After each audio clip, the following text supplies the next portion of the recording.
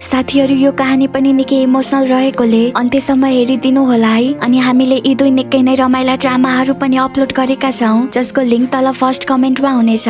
10 वर्षको कलिलो उमेरमै दरबारमा प्रवेश गरेकी ट्योग्मी अहिले दासीको रूपमा काम गर्छिन्। उनले दरबारका अन्य दासीहरूलाई कथा पढेर सुनाउँछिन् अनि कथा सुनाएकै सट्टामा तिनीहरूबाट पैसा वा मूल्यवान चिजहरू लिने गर्छिन्। आज पनि उनले एउटा डरलाग्दो कथा पढेर सुनाएपछि सबैजना बच्चाहरूको डरले सातो पुत्लो उठ्छ। तर त्यतिकैमा एउटी बच्ची आएर खबर दिन्छिन् कि यहाँ कोट लेडी जो आउँदैछिन्, जसलाई सुन्ने बित्तिकै सबै बच्चाहरू हेड कोट लेडी जोबाट बच्नको लागि पर्दा पछाडि लुक्छन्। मिन्जी जिद्दी गरेर बाहिर निक्लन्छिन्। तब हेड कोट लेडी जो ठिक उनको अगाडि देखा पर्छिन्, जसले दरबारका 700 जना दासीहरूको रेखदेख गर्दै आइरहेकी छिन् र दरबारको कामकाज पनि सम्हाल्ने जिम्मा उनीमाथि नै छ। बुक पढेर सबैबाट पैसा उठाउने सुनेपछि लेडी जोले ट्योग्मीको बुक लिन्छिन् र यो बुक कसले पढेको हो भनी सोध्छिन्। तब ट्योग्मी इमानदारी पूर्वक स्वीकार गर्छिन् कि त्यो बुक उनले नै पढेकी थिइन् र पैसा उठाउने पनि गर्छिन्, जसलाई सुनेर हेड कोट लेडी जो ट्योग्मीको इमानदारीता र चतुराईबाट प्रभावित हुन्छिन् अनि उनलाई छनौट गरेको बताउँछिन्। अब हामी क्राउन प्रिन्स सानलाई देख्छौं। उसले भर्खरै एक्जाम दिएको थियो, तर एउटा क्वेसनको एन्सर गलत लेखेपछि ऊ एक्जाममा फेल हुन्छ। त्यसैले फेल हुनुमा आफ्नै कारण रहेको मनन गरी सजायको रूपमा रातभरि पढ्ने संकल्प गर्छ। तर जब ऊ पढ्दै थियो तब दरबारको एक व्यक्ति आएर उसलाई बताउँछ कि उसकी हजुरआमा स्वर्गीय भइन्, जसलाई सुनेर सान स्तब्ध हुन्छ। यता ट्योग्मीलाई हेड कोट लेडी जोले सजायको रूपमा क्राउन प्रिन्सेस यङ यानि कि सानकी हजुरआमा र राजा किमकी प्यारी उपपत्नीलाई सम्मान दिएर आउन भन्छिन्, जसको भर्खरै मृत्यु भएको छ। त्यसैले ट्योग्मी अँध्यारो रातमा लालटिन बोकेर क्राउन प्रिन्सेस यङलाई सम्मान दिन जानको लागि एक्लै निस्कन्छिन्। तर उनले बाटो बिर्सन्छिन् र लालटिन पनि पानीमा खस्छ, जसले गर्दा उनी निकै डराएर रुन थाल्छिन्। क्राउन प्रिन्स सानले याद गर्छ कि आफ्नै हजुरआमा गम्भीर बिरामी भएको बेला उसले राजा किमलाई भेट्न गएको थियो र हजुरआमालाई हेर्न जाने अनुमति मागेको थियो। तर राजा किम यानि कि उसका हजुरबाले उसलाई अनुमति दिएनन्। यो भनेर कि यदि तिमी अझै पनि क्राउन प्रिन्सेस यङलाई हजुरआमा र पापीको रूपमा मरेको प्रिन्स साडुलाई आफ्नो बाउ मान्छौ भने तिमीले आफ्नो बाँकी जीवन पापीको छोराको रूपमा बाँच्नु पर्छ। राजाको यस्तो कुरा सुनेपछि सानले घोडा टेकेर माफी मागी हजुरआमालाई भेट्न जाने जिद्दी अब कहिल्यै नगर्ने बाचा गरेको थियो। तर हजुरआमाको मृत्युपछि हजुरआमालाई अन्तिम पटक हेर्न ऊ सबैको आँखा चलेर दरबारबाट बाहिर निस्कन्छ। जंगलमा पुगेपछि सानले जनावरहरू रोएको आवाज सुनेर डराउँछ र आफ्नो कान छोप्छ। तब ट्योग्मी उसको ठिक अगाडि देखा पर्छिन् अनि उसलाई बोलाएर सोध्छिन् कि के तिमीलाई क्राउन प्रिन्सेस यङको घर जाने बाटो थाहा छ? सानले थाहा छ भनी जवाफ दिन्छ र दुवैजनाको गन्तव्य एउटै भएपछि उनीहरू सँगै प्रिन्सेस यङको घरतिर लाग्छन्। बाटोमा ट्योग्मीले आफू कोट लेडीले पठाएर आएको बताउँदै उसको नाम के हो भनी सोध्छिन्। तर सानले बताउँछ कि ऊ आफ्नो नाम उनी जस्तो दासीलाई बताउन चाहँदैन, जसलाई सुनेर उनी रिसाउँदै भन्छन् कि म कुनै दिन 5th लेभलको कोट लेडी बन्नेछु। त्यसपछि उनीहरू क्राउन प्रिन्सेस यङको घरमा जान्छन्। तब ट्योग्मी घरको ढोका ढकढकाउन अगाडि बढ्छिन्, तर सानले आफू यहाँ बिना अनुमति आएको बताउँछ, जसलाई सुनेर ट्योग्मी छक्क पर्दै भन्छन् कि त्यसो हो भने तिमीलाई मार्न सक्छन्। सान चिच्याउँदै बताउँछ कि ऊ अन्तिम पटक क्राउन प्रिन्सेस यङलाई हेर्न चाहन्थ्यो र यो बाहेक उसँग कुनै विकल्प थिएन। उसको पूरा कुरा सुनेपछि ट्योग्मीले उसलाई पर्खाल चढेर भित्र पस्नको लागि मद्दत गर्छिन् अनि दुवैजना क्राउन प्रिन्सेसको मृत शरीर राखिएको स्थानमा पुग्छन्। सान आफ्नै हजुरआमाको अगाडि घोडा टेकेर रुन्छ र त्यो दिनलाई याद गर्छ जब उसले आफ्नो ड्याडको मृत्युको सबै दोष हजुरआमालाई लगाएको थियो। अनि सान चिच्याउँदै भन्छ कि आफ्नो छोराको हत्या गर्ने तपाईँ कसरी आमा हुन सक्नुहुन्छ? ऊ हजुरआमा माथि चिच्याउँदै भुइँमा खस्छ र भन्छ कि तपाईले सधैँ मेरो र मेरो ड्याडको लागि चिन्ता गरेको जस्तो नाटक गर्नुभयो। यदि म कुनै दिन ड्याड जस्तै बने भने तपाईले मलाई पनि छोड्नु हुने छैन। जसलाई सुनेपछि उसकी हजुरआमाले उसको आँसु पुछी सबै गल्ती आफ्नो रहेको स्वीकार गर्छिन् र भन्छिन् तिमीले यसको लागि कहिल्यै मलाई माफी नदिनु।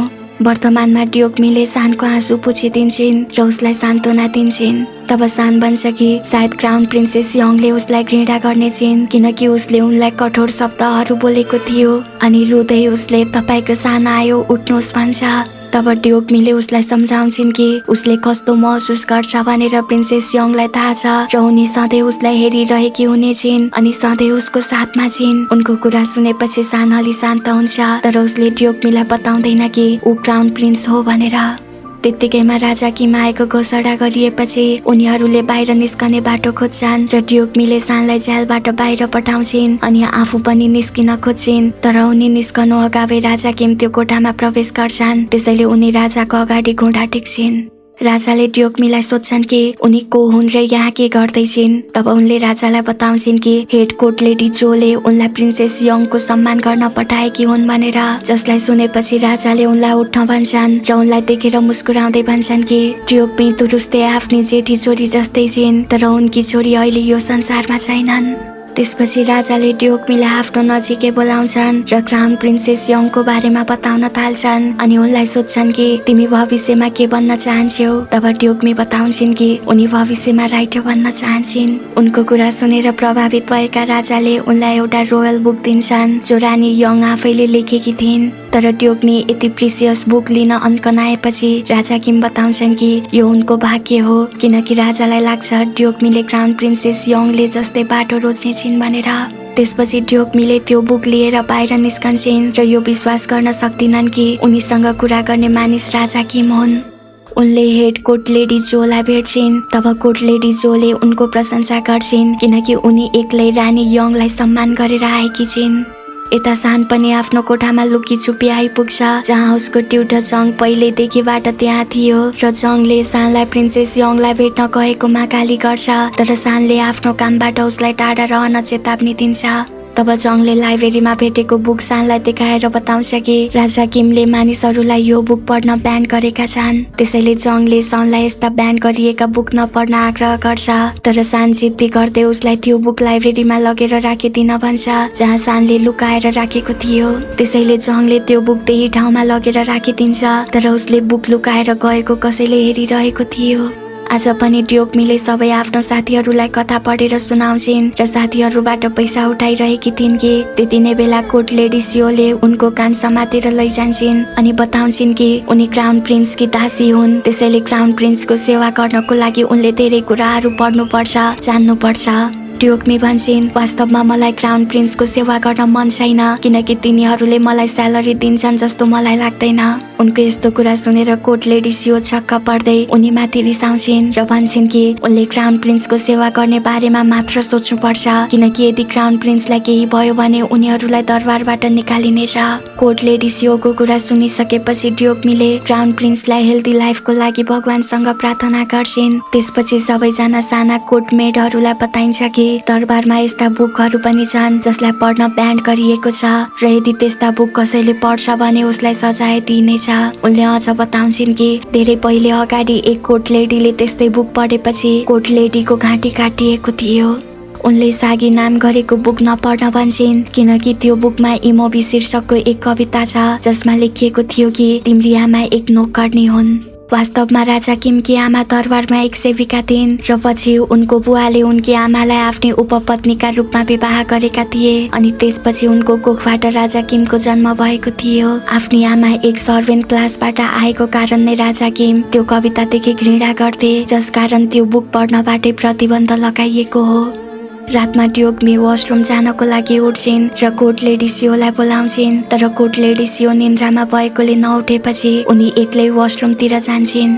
तब उनले रोयल कन्सोर्ट मुनयुकलाई एउटी मेडसँग कुरा गरिरहेको सुन्छिन् जहाँ मुनयुकले बताउँछिन् कि क्राउन प्रिन्सले सागी बुक पढ्दैछ जसलाई राजाले घृणा गर्छन् र यही कुराको बारेमा उनले राजालाई हिन्ट दिन लगाउँछिन् ताकि क्राउन प्रिन्सलाई उसको पोस्टबाट हटाउन सकियोस्। मुनसुकले त्यो बुक लाइब्रेरीमा रहेको बताउँछिन् भने मुनसुकको षड्यन्त्रको बारेमा थाहा पाएपछि ड्युकमी अचम्मै पर्छिन् र उनलाई पहिले थाहा छ कि सागी बुक ब्यान्ड गरेपछि पनि त्यसलाई पढ्ने व्यक्तिलाई कस्तो सजाय मिल्न सक्छ भनेर। त्यसैले उनी क्राउन प्रिन्सको लागि चिन्तित हुन्छन्। कोर्ट लेडी सियोले ड्युकमीलाई भनेकी थिइन् कि उनी क्राउन प्रिन्सकी सेविका हुन् र ऊ उनको मालिक हो, त्यसैले उनले आफ्नो मालिकको रक्षा गर्नुपर्छ भनेर उनी लाइब्रेरीतिर भाग्छिन् ताकि त्यो बुकलाई खोजेर क्राउन प्रिन्सलाई बचाउन सकुन्। भोलिपल्ट बिहान राजा किमले थाहा पाउँछन् कि क्राउन प्रिन्स सानले सागी बुक पढ्दैछ भनेर। त्यसैले सानले उनको दरबार अगाडि घुँडा टेकेर माफी माग्छ र यस्तो गल्ती अबदेखि नगर्ने बाचा गर्छ। राजा किम रिसाउँदै बाहिर आउँछन् र सानलाई उसको पदबाट हटाउनु अगाडि उसले पढेको सागी बुक खोजेर ल्याउन आदेश दिन्छन्। त्यसपछि राजाका सबै नोकरहरू लाइब्रेरीमा त्यो बुक खोज्न जान्छन् र जङ पनि लाइब्रेरी आएर त्यो बुक लुकाएको ठाउँमा हेर्छ, तर उसले राखेको ठाउँमा त्यो बुक थिएन किनकि ड्योग्मीले पहिले आएर त्यो बुकलाई निकालिसकेकी थिइन् र लाइब्रेरीको पर्दा पछाडि लुकेकी छन्। कसैले पनि त्यो बुक फेला नपारेपछि सबैलाई एक एक कुना तलासी लिन भनिन्छ, जसलाई सुनेर ड्योग्मी डराउँछिन् र त्यो बुकमा लेखिएको कविताको पाना च्यातेर आफैसँग राख्छिन् र बुक बिस्तारै बाहिर फ्याँक्छिन्। उनले बुक फ्याँकेको जङले देख्छ र त्यो बुक उठाएर राजाको सेवकले राजालाई दिन्छ अनि राजाले त्यो बुक खोलेर हेर्छन्, तर त्यस बुकभित्रको इमोभीवाला कविता लेखिएको पाना च्यातिएको देख्छन्। राजाले क्राउन प्रिन्स सानलाई सोध्छन् कि यो किताबमा लेखिएको कविताको पानालाई कसले च्यात्यो। तब सान झुट बोल्दै भन्छ, मलाई डर थियो कि कहीँ म यसलाई पढि पो हाल्छु कि भनेर, त्यसैले त्यो पेजलाई मैले च्यातिदिएँ। राजा किमले आफ्नो नाति सानको कुरा सुनेपछि उसलाई अँगाल्छन् किनकि उनलाई लाग्छ कि सानले जे भए पनि उनको फिलिङको कदर गरेको छ भनेर, त्यसैले उसलाई माफ गरिदिन्छन्। त्यसपछि सान आफ्नो रुममा आउँछ र जङलाई सोध्छ कि के तिमीले त्यो बुकको पेज च्यातेका हौ। तब जङले हो भनी झुट बोल्छ भने आफूलाई बचाएकोमा खुसी भएको सानले जङलाई अँगालो हालेर सधैँ आफ्नो साथमा रहन आग्रह गर्छ।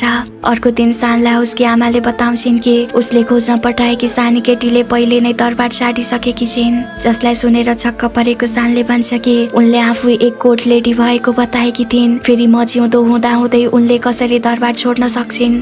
तब उसकी आमाले सम्झाउँछिन् कि त्यो सानी केटीले दरबार छाडेर गइन् भन्ने सोच्नु नै राम्रो हुनेछ किनकि यदि ऊ हजुरआमालाई भेट्न गएको कुरा राजाले थाहा पाए भने दुवैजना समस्यामा पर्न सक्नेछन्। आफ्नी आमाको कुरा सुनेपछि सानले अबदेखि ड्योग्मीको खोजी नगर्ने मन बनाउँछ, तर पनि दरबारमा ती साना दासीहरू लस्कारे लागेर हिँडिरहेको भिडमा उसको आँखाले ड्योग्मीलाई नै खोजिरहेको थियो, तर उनी त्यस भिडमा कतै थिएनन्। आफ्नो मद्दत गरेकोमा सानले उनलाई धन्यवाद भन्न चाहन्थ्यो, तर उनलाई नदेखेपछि ऊ त्यहाँबाट जान्छ।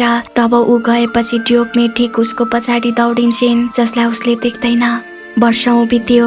अब क्राउन प्रिन्स सान जवान भइसकेको छ र उसको बडीगार्ड क्याङतेले खबर दिन्छ कि एक खतरनाक बाघले दर्जनौं मानिसहरूलाई मारिसकेको छ भनेर। त्यसैले सान क्याङटेसँगै रोयल गार्डहरूलाई लिएर मानिसहरूलाई मार्ने बाघलाई पछ्याउन थाल्छ र भोलिपल्ट दरबारमा फर्कन्छ। तब कोर्ट लेडी सियो उसको लागि चिन्तित हुँदै बताउँछिन् कि राजा किमको अनुमति बिना ऊ बाघको शिकार गर्न जाँदा कति समस्या आउन सक्छ, तर सान केही नबताई चुपचाप आफ्नो तीरहरू उनलाई दिएर जान्छ भने क्याङतेले पनि उनलाई चुप रहन इसारा गर्छ। अब हामी ड्योग्मीलाई देख्छौं र उनी पनि जवान भइसकेकी छिन् अनि उनी अहिले एक राइटर भइसकेकी छिन्, जसलाई लाइब्रेरीको केयरटेकरको काम पनि दिएको छ। त्यसैले उनी हतार हतार आफ्नो कामको लागि लाइब्रेरीतिर जान निस्कन्छन्, तर उनी भाग्दा भाग्दै चिप्लिएर तल तल खस्छिन्। सानले आफ्नो बडीगार्ड क्याङतेसँग बाघलाई कसरी समात्ने भनेर कुराकानी गरिरहेको समयमा ड्योग्मी माथिबाट चिप्लिँदै आएर उसको अँगालोमा पुग्छिन् अनि उनीहरू दुवैजना पोखरीमा खस्छन्। क्याङतेले ड्योग्मीलाई एक हत्यारा सोचेर आफ्नो तरवार बाहिर निकाल्छ। तब उनी आफू कोर्ट लेडी मात्र भएको बताउँछिन् भने क्राउन प्रिन्सको सेवकले पनि क्याङटेलाई सम्झाउँछ कि उसले पहिले क्राउन प्रिन्सलाई बचाउनु पर्छ, तर क्याङटेले आफ्नो कपडा खोल्न ढिलो गर्छ। ड्योग्मीले सानलाई बचाउन खोज्छिन्, तर उनले उसलाई बारम्बार पानीमा धकेल्छिन्, जसले गर्दा वाक्क भएको सान उनलाई धकेलेर आफै पानीबाट बाहिर निस्कन्छ। तब ड्योग्मीले उसको क्राउन उठाएर फिर्ता दिने कोसिस गर्छिन् र घुँडा टेकेर शिर झुकाउँदै सानसँग माफी माग्छिन्, तर उसको सेवकले उनको हातबाट क्राउन खोसेर बताउँछ कि क्राउन प्रिन्स अघि नै गइसकेका छन् र उनलाई माफीको लागि एउटा लेटर लेखेर ल्याउन पठाएका छन्, जसलाई सुनेर उनी खुसी हुन्छन् किनकि सजायको लागि उनलाई यो लेटर लेख्ने काम एकदमै सजिलो छ जस्तो लागिरहेको छ। केही हत्याराहरू सानको दरबारमा लुकेका छन् र सान पढिरहेको छ। त्यति नै बेला त्यो हत्याराको लिडरले दरबार बाहिर तीर चलाएर भाग्दा सबै दासीहरू चिच्याउँछन्। तब चिच्याहाटको आवाजले बाहिर आएपछि देख्छ कि तीरमा बाँधेर कसैले उसको लागि लेटर छोडेको छ। सानले त्यो लेटर पढ्छ, जसमा लेखेको थियो कि क्रिमिनलको छोरा राजा बन्न सक्दैन। यो देखेर सानलाई खुब रिस उठ्छ र त्यो लेटर भुइँमा फ्याँक्छ, जसलाई जङले उठाएर पढ्छ। सान रिसमा लेटर पठाउने मान्छे खोज्न निस्कन लाग्छ। तब जङले उसको अगाडि घुँडा टेकेर हत्यारालाई पक्रने बाचा गर्छ र सम्झाउँछ कि कसैले उसलाई उक्साउन खोजिरहेको छ भनेर। भोलिपल्ट ड्योग्मीले आफ्नो गल्तीको लागि माफी माग्न एउटा लेटर लेख्छिन्, जसमा उनले क्राउन प्रिन्सको स्वास्थ्य जीवनको कामना गरेकी छिन् र सानको राम्रो मुड भएको बेला लेटर दिने सोच्छिन्, तर कोर्ट लेडी सियो मार्फत उनले थाहा पाउँछिन् कि आज क्राउन प्रिन्सको मुड त्यति राम्रो छैन भनेर। त्यसपछि उनी लाइब्रेरी जान्छन् र त्यहाँको पुरै सरसफाई गरी लेख्नलाई बस्छिन् कि तब हामी सानलाई देख्छौं जसले आफ्ना सहयोगीहरूलाई बताउँदै थियो कि यो राष्ट्रको सुरक्षा गर्नु उनीहरू सबैको कर्तव्य हो। जसलाई यता लाइब्रेरीबाट सुनिरहेकी ड्योग्मी मुस्कुराउँछिन् किनकि उनलाई सान एउटा असल राजा बन्नेछ भन्ने लाग्छ। केही समयपछि सान लाइब्रेरीमा प्रवेश गर्छ तर ड्योग्मीलाई थाहा छैन कि ऊ क्राउन प्रिन्स हो भनेर। उसले झ्याल खुल्ला देखेर सोध्छ कि सायद यस झ्यालबाट उता उसले भनेका कुराहरू सबै यता सुनिन्छन्। उसले के उनी लाइब्रेरीकी केयरटेकर हुन् भनी सोध्छ। तब उनी होमा जवाफ दिन्छन्।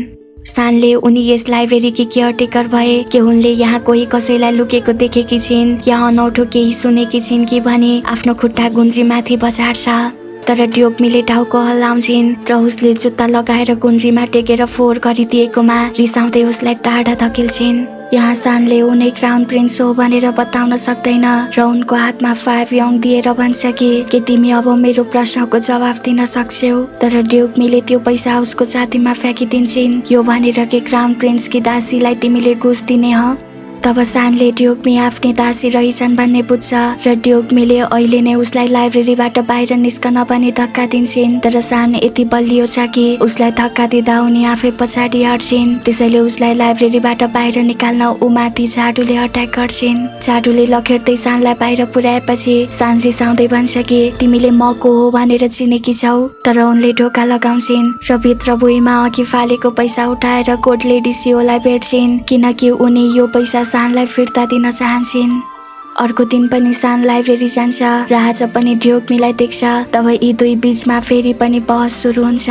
ड्योग्मीले उसको आवाज कता कता सुनेको जस्तो लागेको बताएर उसको नाम सोध्छिन् अनि सानले झुट बोल्दै भन्छ कि म क्राउन प्रिन्सको टिचर जङ हो। तब उनी छक्क पर्दै भन्छन् कि यो हुनै सक्दैन किनकि मैले क्राउन प्रिन्सको टिचर त एकदमै गुड लुकिङ छ भन्ने सुनेको थिएँ। ड्योग्मीको कुरा सुनेर रिसाएको सान बुक भुइँमा फ्याँकेर लाइब्रेरीबाट निस्कन्छ। तब उनी उसको पछि पछि गएर उसको टाउकोमा नुन फ्याँकिदिन्छन् अनि ढोका बन्द गर्छिन् जसले गर्दा सानलाई अति नै रिस उठेर ढोका टक्टकाउँदै ड्योग्मीलाई ढोका खोल्न भन्छ। उनले ढोका खोल्छिन् र फेरि पनि उसको अनुहारमा नुन फ्याँकिदिन्छन्। तब सानको रिसले आकाश छुन्छ अनि ऊ रिसले मुरमुरिँदै त्यहाँबाट बाहिर निस्कदा उसको भेट जङसँग हुन्छ र जङलाई देखेर आफैमा फतफताउँछ कि ओ मस्ट गुड लुकिङ केटो आइपुग्यो। जङले उसलाई अभिवादन गरी उसको कपडाबाट नुन पुछिदिन्छ तर सान अझ रिसमा छ त्यसैले चुपचाप त्यहाँबाट जान्छ। तब जङ पनि उसको पछि पछि गएर उसलाई रिपोर्ट दिन्छ कि दरबारका कोर्ट लेडीहरू सबै उसको सेवा गर्न डराउने गुनासो गरेका छन्। आज साँझ कोर्ट लेडीहरूको फेस्टिभल हो र त्यसैले सबैजना कोर्ट लेडीहरू एक ठाउँमा भेला भएका छन् अनि जङले सानलाई कोर्ट लेडीहरूको फेस्टिभल देखाउन ल्याउँछ तर सानलाई यो सब बोरिङ लाग्छ। त्यति नै बेला ड्योग्मी स्टेजमा गएर दुईजना दाजुभाइको कथा सबैलाई सुनाउन थाल्छिन् जसलाई अलि परबाट सानले पनि सुनिरहेको थियो र उनले भनेको कथा सुनेपछि उसले आफ्नो ड्याडसँगका केही भयानक मेमोरीहरूलाई सम्झन्छ। जब सान सानोमा आफ्नो ड्याड क्राउन प्रिन्स सुडोलाई भेट्न गएको थियो तब उसको ड्याडले उसलाई चोट पुर्याउँछन्। सानकी आमा भन्छन् कि मैले तिमीलाई यहाँ नआउन भनेको थिएँ फेरि किन आयो। सान बताउँछ कि म मात्र अन्तिम पटक ड्याडलाई गुड बाई भन्न चाहन्थे। त्यसैले उसकी आमाले आफ्नो श्रीमान साडोलाई सान अन्तिम पटक आफ्नो ड्याडलाई भेट्न चाहन्छ कि तपाईँले आफ्नै छोरालाई पनि चिन्नुहुन्न। तब साडो रिसाउँदै भन्छन् कि मैले मेरो बाउ आमालाई त चिन्दिन उसलाई कसरी चिन्नु। उनले अझ भन्छन् राजाले उसलाई मात्र मन पराउँछन् र आफैसँग लैजानेछन्। आफ्नो श्रीमानको रिसले सीमा नाग्नु अघि हेभिनले आफ्नो छोरा सानलाई कोठाबाट बाहिर निकालेर ढोका लगाउँछिन् र साडोको रिसको एक्लै सामना गर्छिन्। तब साडोले उनको काँध समातेर रुँदै भन्छन् कि सान मलाई मार्न जन्मिएको हो जबसम्म उसको अस्तित्व छ तबसम्म म केही होइन। बाहिरबाट यो सबै कुरा सानले सुनेर रुन्छ भने भित्र उसको ड्याड रुँदै भुइँमा ढल्छन् अनि वर्तमानमा ड्योग्मीले दुई दाजुभाइको यस्तै कथा सुनाइरहँदा सानले आफ्नो विगतलाई सम्झेर आँखाभरि आँसु रसाइरहेको हुन्छ। कथा सुनाइसकेपछि ड्योग्मी लाइब्रेरी जान्छन् जहाँ सान पहिल्यैदेखि उनको पर्खाइमा बसिरहेको थियो। उसले ड्योग्मीलाई अबदेखि बुक पढेर नसुनाउन भन्छ किनकि उनको कथाले मानिसहरूको फिलिङलाई हर्ट गर्छ। सान यति भनेर त्यहाँबाट जान्छ तर उसको कुरा सुनेर उनी छक्क पर्छिन् र भोलिपल्ट पनि यसकै बारेमा सोच्छिन् कि सान त्यो पहिलो व्यक्ति हो जसले उनलाई बुक नपढ्न भनेको छ। उनी कतै जाँदै गर्दा जङ ठिक उनको अगाडि आइपुग्छ र उनको खल्तीबाट खसेको अर्नामेन्ट टिपेर उनलाई फिर्ता गरेर जान्छ। तब ड्युकमी उसको सुन्दरतालाई देखेर सोच्छिन् कि सायद यो केटो क्राउन प्रिन्सको टिचा हुनुपर्छ। त्यसपछि जङले राजा किमलाई भेट्छ। राजा किम बताउँछन् कि सानले केही समयदेखिबाट बाघलाई समात्न अपिल पेश गर्दै आएको छ, तर रोयल गार्डहरूलाई बाघ समात्न पठाउनु हुँदैन किनकि तिनीहरूको काम क्राउन प्रिन्सलाई सुरक्षा दिनु हो। तब जङले राजाको मेसेज सानलाई दिने बाचा गरेर जान्छ। ड्युकमीले माफीको लेटर लेखेर क्राउन प्रिन्स सानलाई दिन दरबारमा पुग्छिन्, तर दासीहरूले बताउँछन् कि क्राउन प्रिन्स अर्को ठाउँमा गए भनेर। त्यसैले उनी अर्को ठाउँमा जान्छन्, तर ऊ त्यहाँ पनि हुँदैन र यसरी नै अलग अलग ठाउँ चाहर्दै वाक्क दिक्क भएर रुन थाल्छिन्। त्यति नै बेला उनले आफ्नै साथीलाई भेटेपछि उनकी साथीले क्राउन प्रिन्स भएको सही ठेगाना बताइदिन्छन् र उनी त्यहीँ गएर उसलाई माफी मागेको लेटर दिन्छन्। उनी दासी भएको हैसियतले उनले क्राउन प्रिन्सको आँखामा हेर्न मिल्दैन थियो, त्यसैले उसको अगाडि घुँडा टेकेर शिर झुकाउँछिन्, जसले गर्दा उनले उसको अनुहार देख्दिनन्। तर सानले उनलाई देखेर चिनिहाल्छ, त्यसैले आफ्नो पहिचान लुकाउनको लागि ऊ पर्दा लगाउन आदेश दिन्छ र उनले आफूलाई नुन हानेको बदला लिन उनले लेखेको लेटरमा रातो मसीले चिन्ह लगाएर फेरि लेटर लेखेर ल्याउन भन्छ। उनलाई थाहा छैन कि लेटरमा के गलत भएर क्राउन प्रिन्सले रातो चिन्ह लगाइदिए भनेर, त्यसैले उनी सानलाई जङ ठानेर आफ्नो हेल्प गरिदिन मनाउँछिन्। तब सानले पनि उनको हेल्प गर्न राजी हुन्छ, तर यसको बदलामा लाइब्रेरीमा भएको भागसँग सम्बन्धित सबै बुकहरू खोज्न लगाउँछ। बिचारी ड्युकमी नयाँ लेटर लेखेर सानलाई बुझाउन जान्छन्, तर उसले पटक पटक उनले लेखेको लेटरमा केही न केही खोट देखाएर नयाँ लेटर लेखेर ल्याउन भन्छ, जसले गर्दा उनी खुब रिसाउँछिन् र लाइब्रेरीमा आएर बतबताउँछिन्। तर सान लाइब्रेरीमा अझै पनि जङ बनेर उनको रिसको मजा लिइरहेको छ। ड्युकमीले लाइब्रेरीमा बुक खोज्दै गर्दा उनले जंगलको म्याप भेट्टाउँछिन्, जुन सानको लागि एकदमै कामको चिज हो किनकि यसको सहायतामा उसलाई बाघ पक्रनलाई सजिलो हुनेछ। उसले मानिसहरूलाई बाघको शिकारबाट बचाउन यति धेरै मेहनत गरिरहेको देखेर ड्युकमीले उसको लागि अझ धेरै म्यापहरू खोज्न थाल्छिन्। तब म्याप खोज्दै गर्दा उनी चिप्लिएर लड्न पुग्छिन्, जसलाई सानले देख्छ र उनलाई समात्छ, तर जोडले माथि धकेल्दा उनको मुख बुकमा गएर ठोकिन्छ अनि ड्युकमी सोच्छिन् कि म यो गधालाई थ्याङ्क यू भनम कि रिसाउँ। ड्युकमीले फेरि एकपटक लेटर पढेर सानलाई पढेर सुनाउँदै माफी माग्छिन् र यसपटक सानले देख्छ कि ड्युकमीले लेटरमा फुल बुट्टा भरेर ल्याएकी छिन्, तर यसपटक पनि उसले लेटरमा इमान्दारिता नभएको भन्दै रिजेक्ट गरिदिन्छ। त्यसैले बिचारी हैरान भएर लाइब्रेरीमा रोँदै इमान्दारिता व्यक्त गर्ने नयाँ लेटर लेख्न थाल्छिन् अनि पछाडिबाट सानले उनलाई रोइरहेको देखेर मुस्कुराउँछ। त्यसपछि ड्युकमी र सानसँगै हुँदा सानले बाघलाई समात्ने विषयमा कुरा गर्छ, जसलाई सुनेर उनी सानलाई राम्रो मान्छे मान्छिन् अनि खुसी हुँदै बताउँछिन् कि आज राति उनले सबैलाई कथा पढेर सुनाउने छिन्। तब उनको कुरा सुनेपछि सानले रिसाउँदै उनलाई कथा नपढ्न भन्छ। कोर्ट लेडी सियोले पछि ड्युकमीलाई बताउँछिन् कि उनलाई आज लाइब्रेरीमा बस्ने ड्युटी मिलेको छ र यो क्राउन प्रिन्सको आदेश हो, जसलाई सुनेर उनी निराश हुन्छन्। यता कोर्ट लेडीहरूको फेस्टिभल चलिरहँदा उता सान आफ्ना रोयल गार्डसँग बाघको शिकार गर्न जंगल पस्छ। तब एउटा गार्डले खबर दिन्छ कि बाघलाई ट्रेस गर्दा यस्तो देखिन्छ कि बाघ दरबारतिर गएको छ। यो कुरा सुन्ने बित्तिकै सान आफ्ना गार्डहरूसँग दरबारतिर जान निस्कन्छ र हामी देख्छौँ कि बाघले एउटी दासीलाई मारेर घिसारिरहेको छ। ड्युकमी लाइब्रेरीमा हुँदा सान त्यहाँ आएर उनको हात समातेर बाहिरसम्म ल्याउँछ र उनलाई फेस्टिभलमा गएर बुक रिड गरी सबैलाई सम्झाएर सबै कोर्ट लेडीहरूलाई त्यहाँबाट सुरक्षित रूपमा एक एक गरी बाहिर निकाल्न रिक्वेस्ट गर्छ किनकि त्यो एरिया बाघबाट असुरक्षित भइसकेको छ। त्यसपछि फेस्टिभलमा गएर ड्युकमीले सबैलाई कथा पढेर सुनाउने बताई तिनीहरूको ध्यान आकर्षित गर्छिन् र सबैलाई एक एक गरी बिस्तारै गेटबाट बाहिर निस्कन भन्छन्। तर त्यतिकैमा एउटी सानी केटी रुँदै त्यहाँ पुग्छिन् अनि सबैले बाघ कराएको आवाज सुनेर डराउन थाल्छन्। फेस्टिभलमा 500 जना कोर्ट लेडी छन् र त्यही एउटा मात्र सानो ढोका छ, त्यसैले सबैजना डराएर एकैचोटि भाग्दा ड्युकमी तिनीहरूलाई कन्ट्रोल गर्न सक्दिनन्। तर कोर्ट लेडी सियोले आगोको अगुल्टो देखाएर सबैलाई भनेको जस्तो गर्न आदेश दिन्छन् अनि त्यो डराएकी सानी केटीले ड्युकमीले आफ्नो साथीहरू अझै बाहिर फसेको बताउँछिन्, जसलाई सुन्ने बित्तिकै ड्युकमी भाग्दै गएर ती बच्चाहरूलाई बाहिर सुरक्षित पठाउँछिन्। तर जब उनी बाहिर निस्कन्छन् तब बाघ ठिक उनको सामु थियो।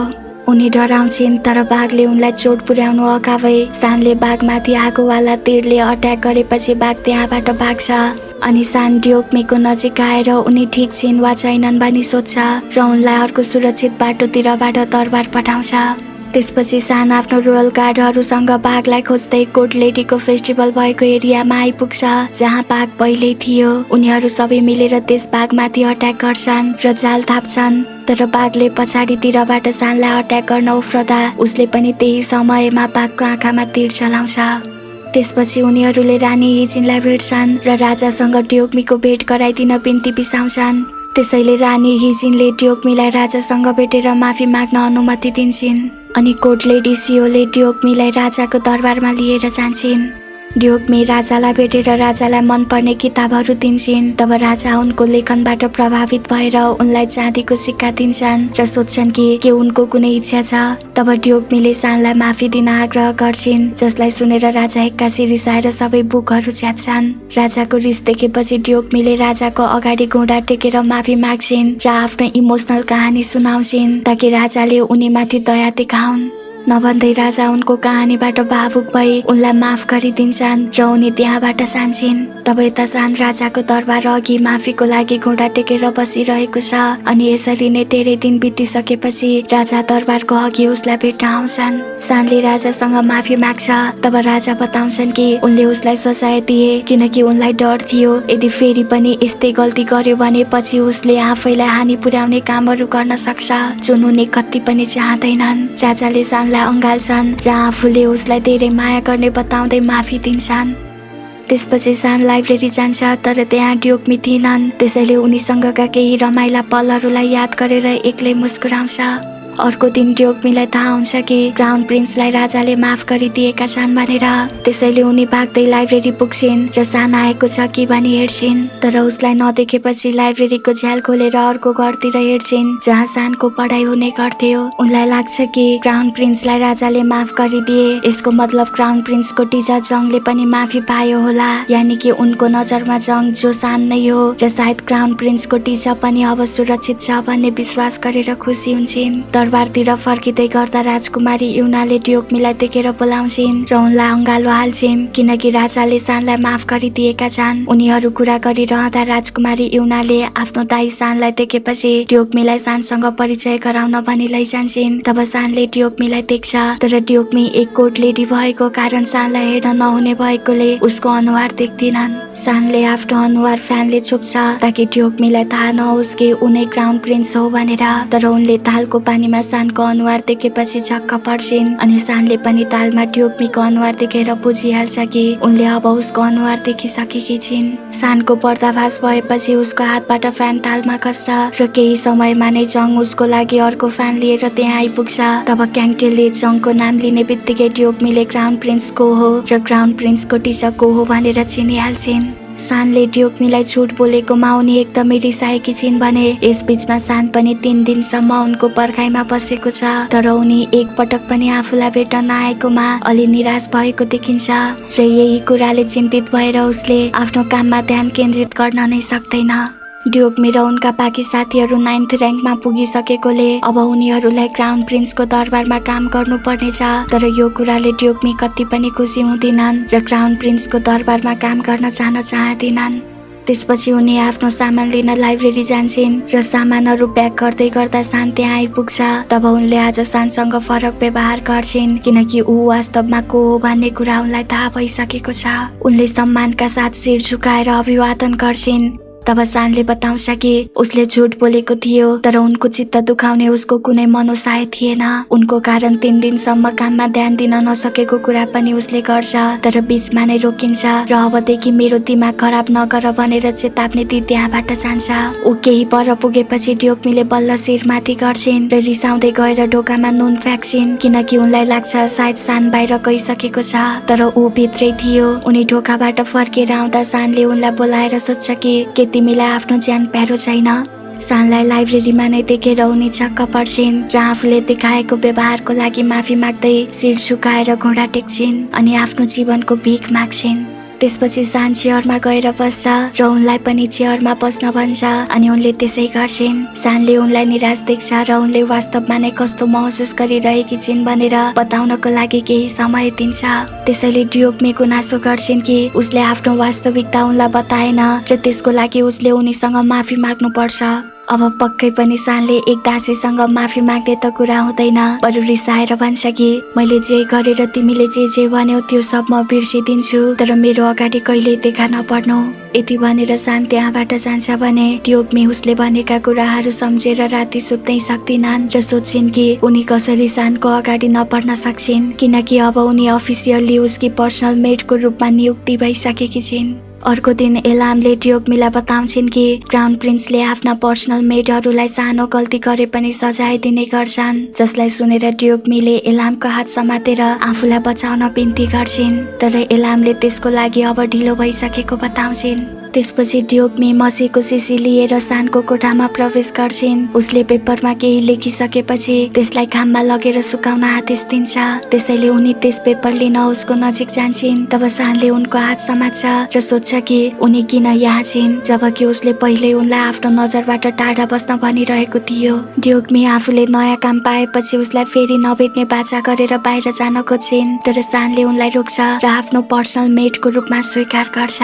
उनी उसको सेवाको लागि त्यही रुममा बसिरहेकी छिन् भने सान आफ्नो काममा व्यस्त थियो, त्यसैले उनी बाहिर पानी परेको हेरेर निकै खुसी हुन्छन्। तब सान उनलाई खुसी देखेर मुस्कुराउँछ, तर ट्योग्मीले उसलाई हेर्ने बित्तिकै यस्तो नाटक गर्छ कि मानव ऊ आफ्नो काम गरिरहेको छ कि जस्तो।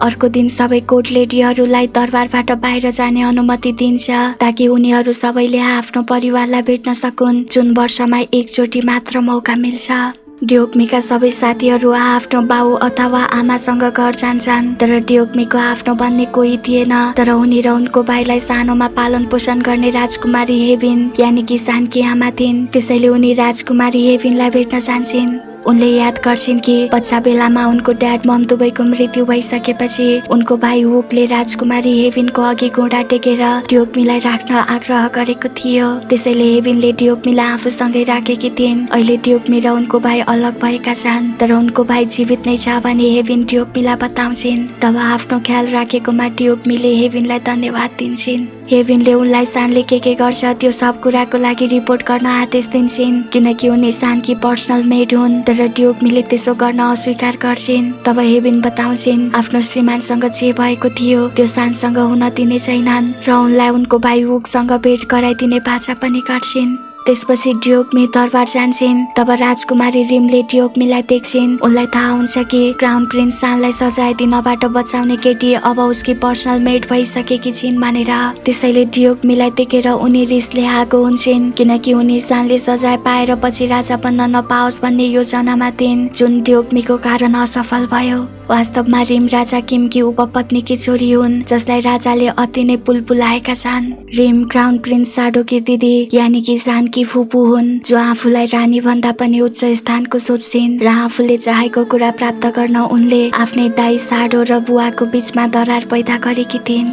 वर्तमानमा रिमले ट्योग्मीको कपाल भुत्लाएर दुर्व्यवहार गर्छिन् र उनी सानकी शत्रु हुन्। रिमले उनलाई यो आरोप लगाउँछिन् कि उनको कपडाले राजाको बाटो छोयो, तर ट्योग्मी बताउँछिन् कि उनी त्यो ठाउँमा गएकी नै छैनन्। घमण्डी रिमले ट्योग्मीलाई 100 पटकसम्म लट्ठीले हिर्काउने आदेश आफ्नी सेविकालाई दिन्छन्। तब ट्योग्मी बिना गल्ती पनि घुँडा टेकेर माफी माग्छिन्, तर रिमका दासीहरूले उनलाई घिसारेर लैजान खोज्छन् कि त्यति नै बेला सान त्यहाँ आइपुग्छ र ट्योग्मीलाई लैजानबाट रोक्छ। ट्योग्मीले दरबारको नियम तोडेकोले सजाय दिनुपर्ने कुरा रिमले सानलाई बताउँछिन्, तर सान भन्छ कि ट्योग्मीले यस्तो गर्न सक्दिनन् र उनी उसकी सेविका भएकोले सजाय दिने वा नदिने भनेर निर्णय गर्ने हक पनि उसलाई नै छ। राजकुमारी रिमले ट्योग्मीलाई सानसँग पठाउन इच्छुक छैनन्, किनकि उनलाई थाहा छ कि उसले ट्योग्मीलाई सजाय दिने छैन भनेर। त्यसैले रिमले सान र ट्योग्मीलाई रानी हिजिनकोमा लैजान्छन्, आखिर ट्योग्मीलाई के सजाय दिने भनेर। राजा किमले आफ्नै पहिलो पत्नीको मृत्युपछि दोस्रो पत्नीको रूपमा रानी हिजिनलाई विवाह गरेका थिए, किनकि राजा किमको बुवाले उनका उपपत्नीहरूलाई रानी बन्न प्रतिबन्ध लगाएका थिए। त्यसैले आफ्ना उपपत्नी मध्ये एकलाई रानीको पदमा राख्न सकेनन्, जसरी पूर्व राजाहरूले गरेका थिए। राजा किमले हिजिनलाई विवाह गर्दा उनी मात्र 13 वर्षकी थिइन् र राजा 64 वर्षका थिए। उनी आफ्नो पतिको छोरा बुहारी भन्दा पनि 10 वर्ष कान्छी छिन्। रानी हिजिनले बताउँछिन् कि रिमले ड्योग्मीलाई 100 लट्ठी हान्छिन् भने ड्योग्मीको मृत्यु हुन सक्छ। त्यसैले यसको सट्टा उनको 6 महिनाको स्यालेरी रोक्न सकिन्छ। जुन कुरा रिमलाई मन नपरेपछि चिच्याउँदै ड्योग्मीलाई सजाय दिन भन्छिन्। त्यसैले रानी हिजिनले रिमको कुरा मानेको जस्तो गर्दै रिमलाई खाजा खाएर जान भन्छिन्। दासीहरूले राइस केक लिएर आएसँगै राजा किम त्यहाँ आइपुग्छन् र खाजा खान बस्छन्। तर रिमले त्यो राइस केक खानबाट रोक्छिन् र राइस केक खाएर बिरामी भएको कुरा राजालाई याद दिलाउँछिन्। राजा आफ्नी छोरीलाई खुसी पार्ने कि आफ्नी पत्नीलाई खुसी पार्नुपर्छ भन्ने दोधारमा छन्। त्यसैले खाने कि नखाने त्यसको निर्णय लिने जिम्मा सानलाई दिन्छन्। तब ड्योग्मीले सानलाई इसारामा सम्झाउँछिन् कि उसले त्यो राइस केक राजालाई खान दिनु हुँदैन भनेर। त्यसैले उसले उनको इसारा बुझेर सानले हजुरबालाई राइस केक नखान सल्लाह दिन्छ। त्यसपछि राजा किमले ड्योग्मीलाई देखेर चिनिहाल्छन्। रानी हिजिनलाई थाहा थियो कि यो सही समय हो भनेर। त्यसैले उनले ड्योग्मीलाई दिने सजायको बारेमा राजालाई सबै कुरा बताइदिन्छन्। ड्योग्मी सानको लागि काम गर्ने भएकोले उनलाई के सजाय दिने त्यसको निर्णय लिने अधिकार सानलाई दिन्छन्। तब सानले सजायको रूपमा उनलाई 6 महिनाको तलब नदिने निर्णय गर्छ, किनकि उनले पिटाइ खानुभन्दा यो राम्रो थियो। र राजा किम पनि आफ्नो नातिले गरेको निर्णयमा खुसी हुन्छन्। त्यसैले रिम आफ्नो बाउको अगाडि केही बोल्नै सक्दैनन्।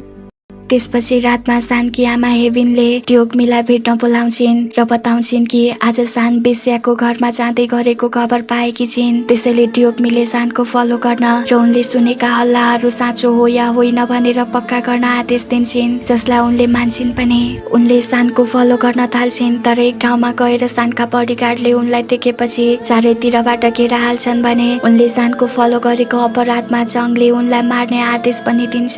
तर त्यति नै बेला सान त्यहाँ आएर उनलाई रोक्छ।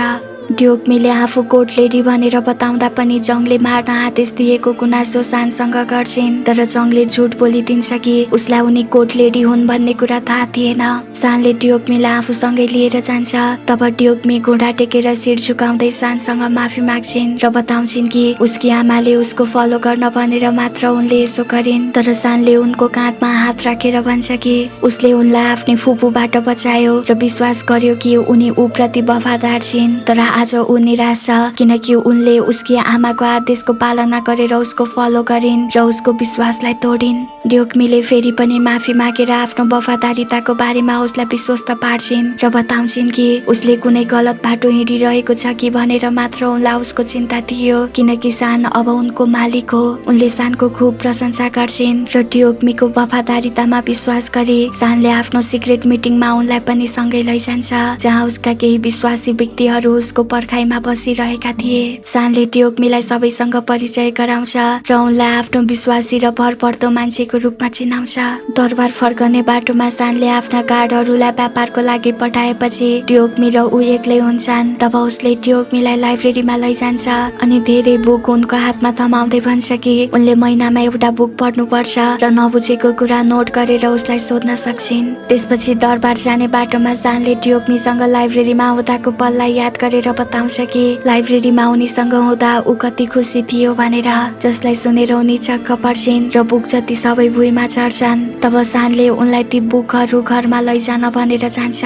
केही दिन बित्यो, तर सानले ड्योग्मीको बारेमा सोच्न छोड्दैन। मैले दिएको बुक पढिन् कि पढिनन् होला, के मेरो बारेमा सोचिन् होला, यस्तै कुराहरू मनमा खेलाउँदै हिँडिरहेको बेला उसले पारिपट्टि पुलमा ड्योग्मीलाई देख्छ, जो सुन्दर ड्रेसमा सजिएकी छिन्। उनलाई यस्तो ड्रेसमा देखेपछि सान हात्तिएर भाग्दै उनको नजिक जान्छ र हात समातेर सोध्छ, तिमीले विवाहित नारीले चाहिँ कपाल किन बाँधेकी? ऊ हतालिन्छ, रिसाउँछ, किनकि उसलाई डर थियो कि कतै राजाले उनलाई आफ्नै कन्क्युबाइन यानि कि उपपत्नीको रूपमा विवाह त गरेनन् भनेर।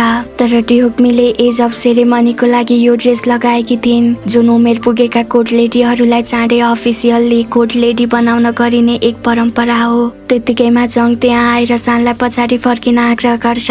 तब सानले देख्छ कि थुप्रै कोर्ट लेडीहरू यस्तै ड्रेसमा छन् अनि जङले बताउँछ कि आउँदै गरेको एज अफ सेरेमनीको लागि यिनीहरूले रिहर्सल गरेका हुन् भनेर, जसलाई सुनेपछि सान ढुक्क भएर ड्योग्मीको हात छोड्छ र बिचारा आफ्नो यस्तो व्यवहारबाट लाज लागेर त्यहाँबाट भाग्छ भने ड्योग्मी नर्भस भएर आफ्नो हातलाई हेर्छिन्।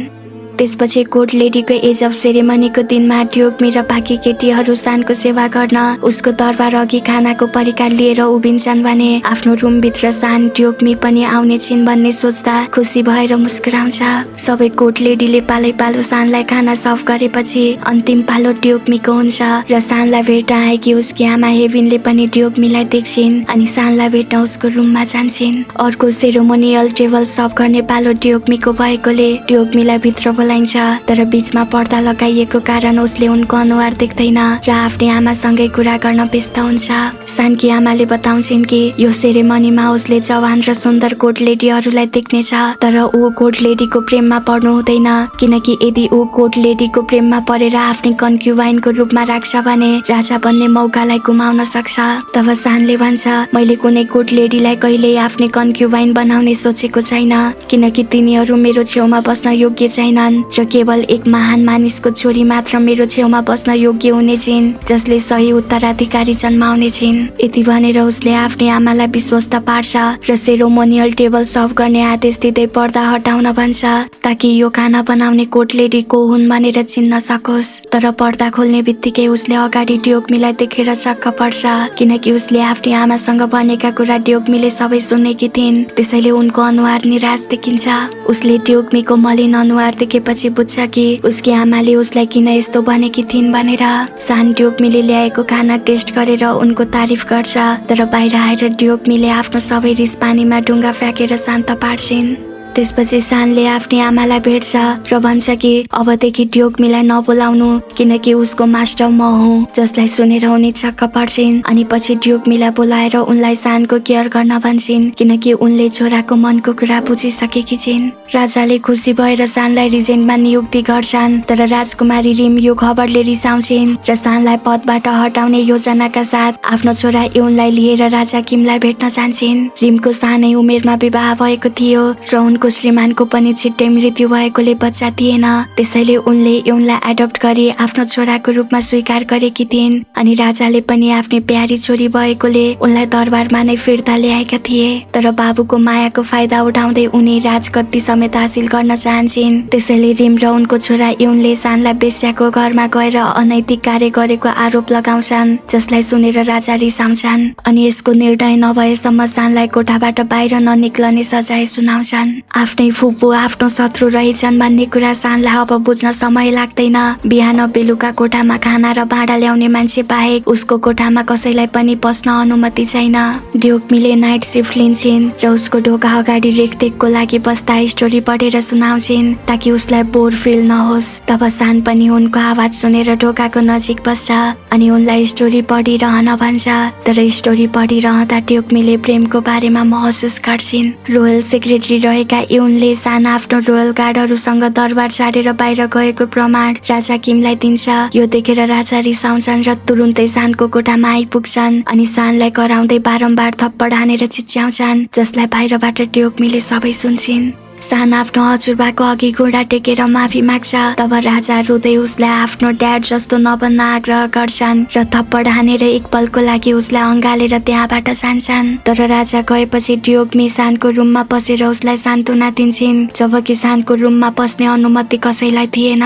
वास्तवमा राजा किमले आफ्नो छोरा साडोबाट धेरै अपेक्षा राखेका थिए, तर साडोको दिमागी हालत ठिक नहुँदा उनले राजाको इच्छा र आकांक्षा पूरा गर्न सकेनन्, जसकारण राजा किम निराश छन् र त्यसै कारण आफ्नो नाति सानलाई उसको ड्याड साडो जस्तो नहोस् भन्ने चाहन्छन्।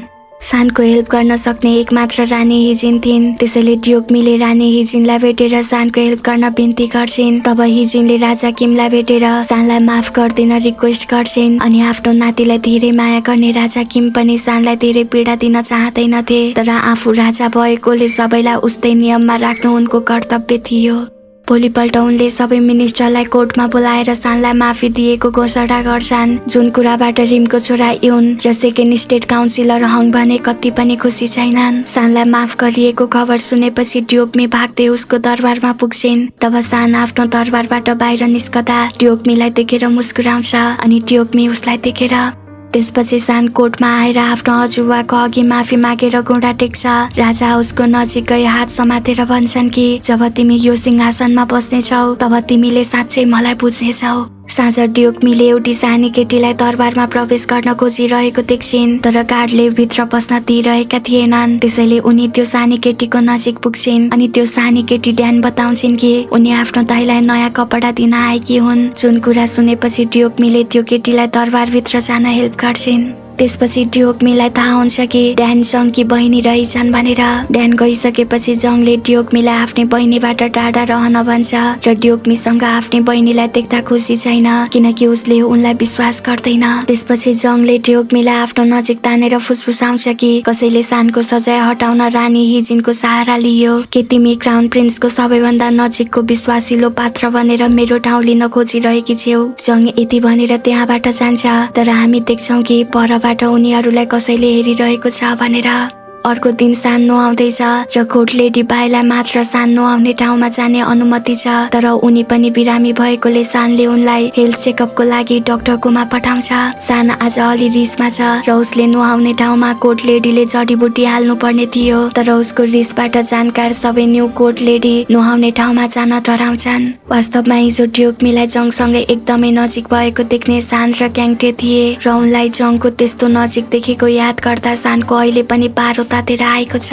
नयाँ कोर्ट लेडीहरू मध्ये सान नुहाउने ठाउँमा जडीबुटी राख्नको लागि को जाने भनेर चिन्तित भइरहेको बेला ड्युकमी त्यहाँ देखा परेपछि तिनीहरू सबै मिलेर उनलाई जडीबुटी दिन्छन् अनि जबरजस्ती सान नुहाउने कोठामा धकेलेर ढोका बन्द गरिदिन्छन्। सान नुहाइरहँदा ड्युकमी जडीबुटी लिएर आइपुग्छिन्। तब सान उनलाई देखेर शक हुन्छ र छिटो छिटो कपडा लगाइहाल्छ। उनले पानीमा जडीबुटी मिसाइरहँदा सानले आफ्नो रिसमा कन्ट्रोल गर्न सक्दैन र प्याच्चे भनिहाल्छ कि हिजो राति तिमी र जङ खुब नजिक देखिन्थ्यौ त, यदि त्यसरी तिमीहरू दुईलाहरू कसैले देखेको भए के हुन्थ्यो? रिसाएर उसले यो कुरा सोद्धा ड्युकमी प्रश्न गर्छिन् कि यदि उसले देखेको भए जङलाई किन रोकेन जब जङले उनीसँग दुर्व्यवहार गरिरहेको थियो। ड्युकमी बताउँछिन् कि जङले कोर्ट लेडीहरूसँग दुर्व्यवहार गरी दरबारमा भएका सिक्रेट कुराहरू कोर्ट लेडीहरूलाई सोध्छ, तर किन उसले जङलाई गाली गर्दैन भनी ड्युकमी सानसँग प्रश्न गर्छिन्। तब सान रिसाउँदै भन्छ कि मलाई अरू कोर्ट लेडीको मतलब छैन, तिम्रो मात्र चिन्ता छ किनकि तिमी मेरी मान्छे हौ।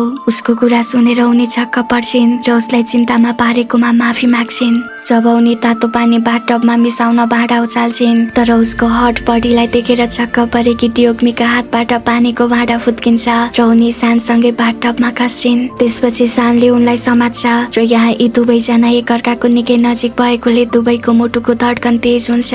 तर बाहिरबाट कोर्ट लेडी सियोले सानलाई बोलाएपछि उनीहरू अलग हुन्छन्। ड्युकमीको कपडा पुरै भिजिसकेको थियो, त्यसैले क्याबिनेटमा दासीहरूले लगाउने कपडा खोज्छिन् र सानलाई बताउँछिन् कि उनी बाहिर जानु अघि कपडा चेन्ज गरेर जानुपर्छ ताकि मानिसहरूले उनलाई गलत नबुझुन्। अरू कुनै उपाय नभएकोले सानले उनलाई यही कपडा चेन्ज गर्न दिन राजी छ।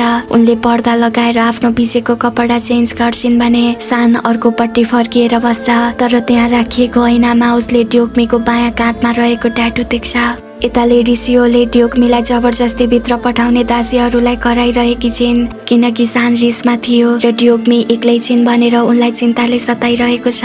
त्यसैले झ्यालको एउटा ठाउँमा पाल बनाएर भित्र हेर्छिन्। तब ड्युकमीले लुगा फेरिरहेको देखेर उनको आँखा र मुख दुवै खुल्लाको खुल्ला हुन्छन्। त्यसपछि ड्युकमी बाहिर आउँछिन् र कोर्ट लेडी सियो उनलाई सोध्छिन् कि के तिमी ठिक त छेउ? तब उनले आफू ठिक भएको बताएर जान्छिन्, तर लेडी सियोको भने अवस्था ठिक छैन।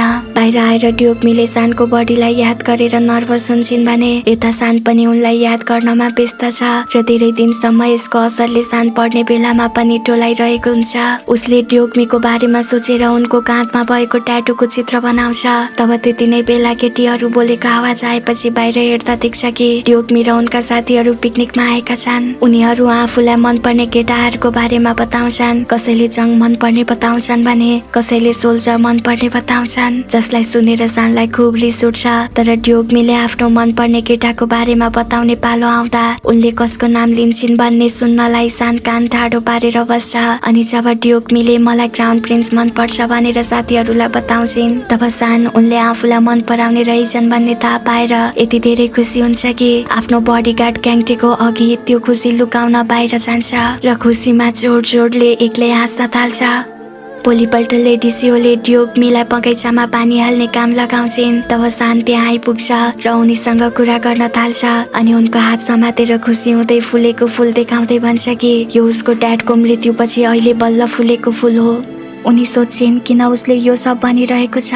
तब सान बताउँछ कि यो उनलाई देखाउन चाहन्थ्यो, जुन कुरा सुनेर उनी अचम्म पर्छिन्। कोर्टमा सबै मिनिस्टरहरू भेला भइरहेको बेलामा राजा किम घुरी घुरी सुतिरहेका छन्, तर कसैले उनलाई उठाउने हिम्मत गर्दैन। तर जङले उनलाई उठाउँछ र कुरा गर्ने क्रममा यहाँ राजा किमले आफूले भनेका केही कुरा र कामहरू बिर्सिएका थिए, जसले गर्दा सबैलाई थाहा हुन्छ कि राजाले कुराहरू भुल्न थालेका छन्। सिक्रेट मिटिङमा जङले सानलाई बताउँछ कि राजा किमलाई भुल्ने बिमारी भएको छ, त्यसैले रोयल डाक्टर राख्नुपर्छ। तर सानले यो कुरामा सहमति जनाउँदैन।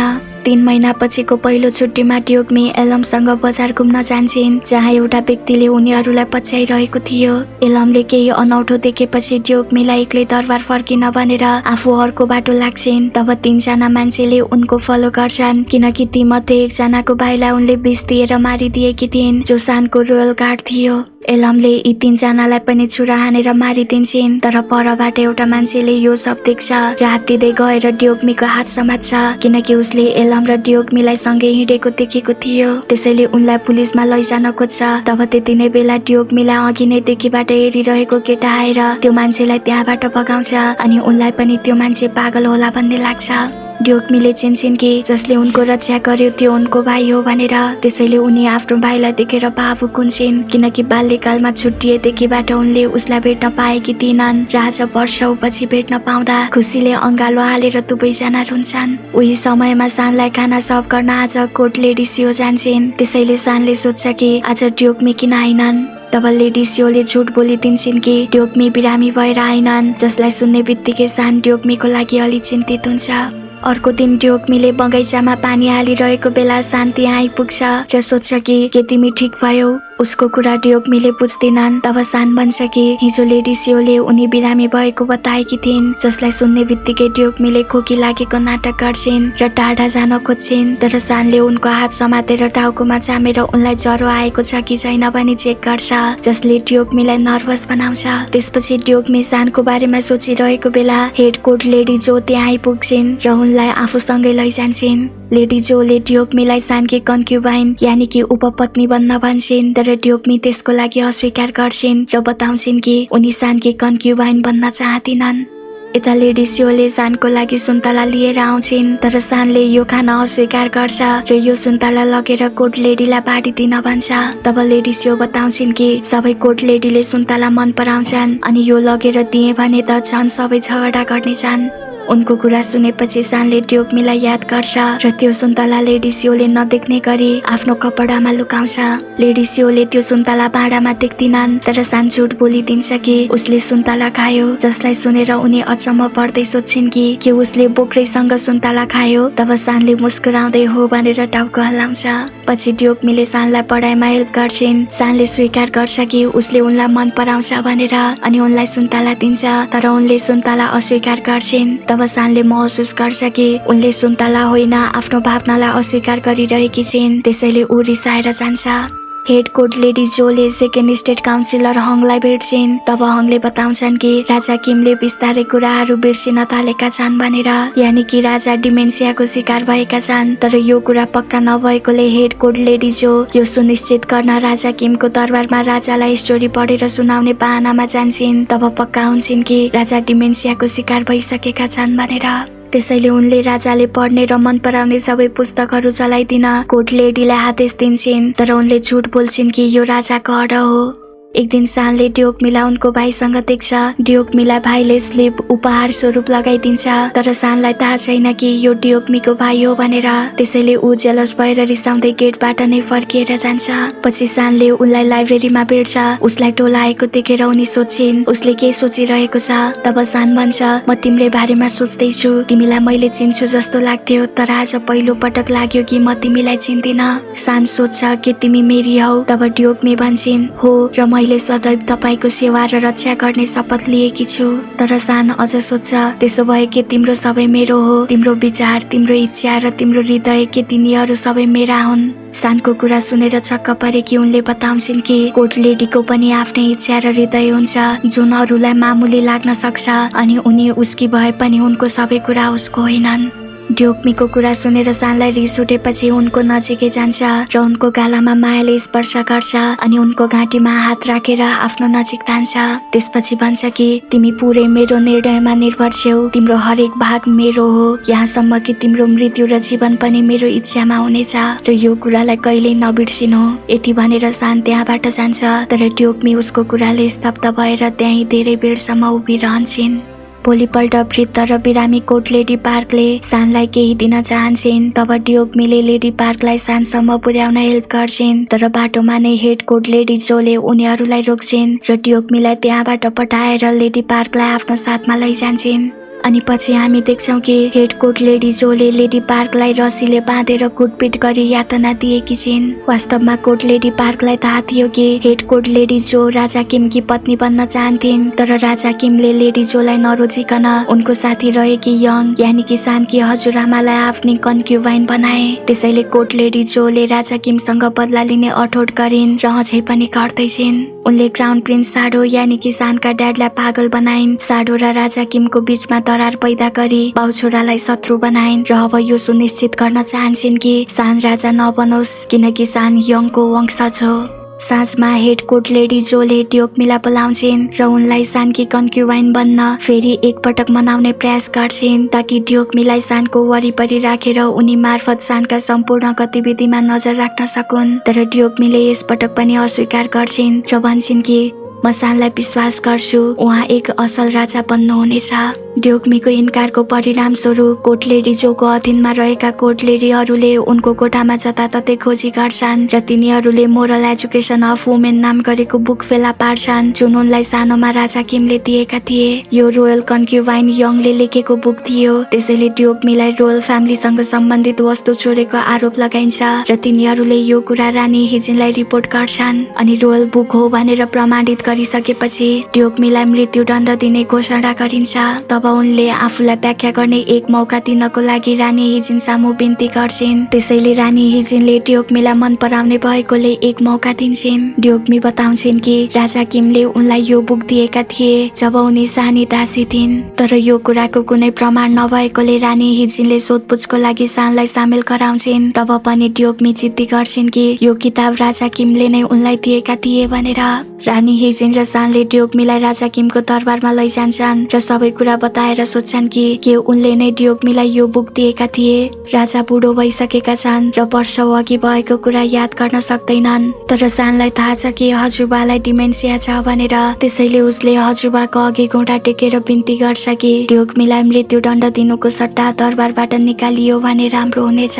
राजाको अगाडि रानी र सान दुवैले ड्योग्मीलाई हेल्प गर्ने सक्दो प्रयास गर्छन्। त्यसैले राजाले उनलाई सम्पूर्ण कुराहरू विस्तारमा बताउन भन्छन्। ड्योग्मीले राजाकी कन्क्युबाइन यङको मृत्यु भएको रात के भएको थियो भनेर हरेक सानो कुराहरू बताउँछिन्। तब उनको कुरा सुन्दै गर्दा सानले महसुस गर्छ कि उनी नै त्यो सानी कोट लेडी हुन् जसले उसलाई आफ्नी हजुरआमालाई भेट्न जाँदा हेल्प गरेकी थिइन्। उनको कुराहरू सुनिसकेपछि राजा आफ्नी कन्क्युबाइन यङलाई सम्झेर आँखाबाट आँसु खसाल्छन्, किनकि राजाको त्यो मेमोरी फिर्ता आइसकेको छ। त्यसैले राजा बताउँछन् कि ड्योग्मीलाई त्यो बुक उनले नै दिएका थिए भनेर।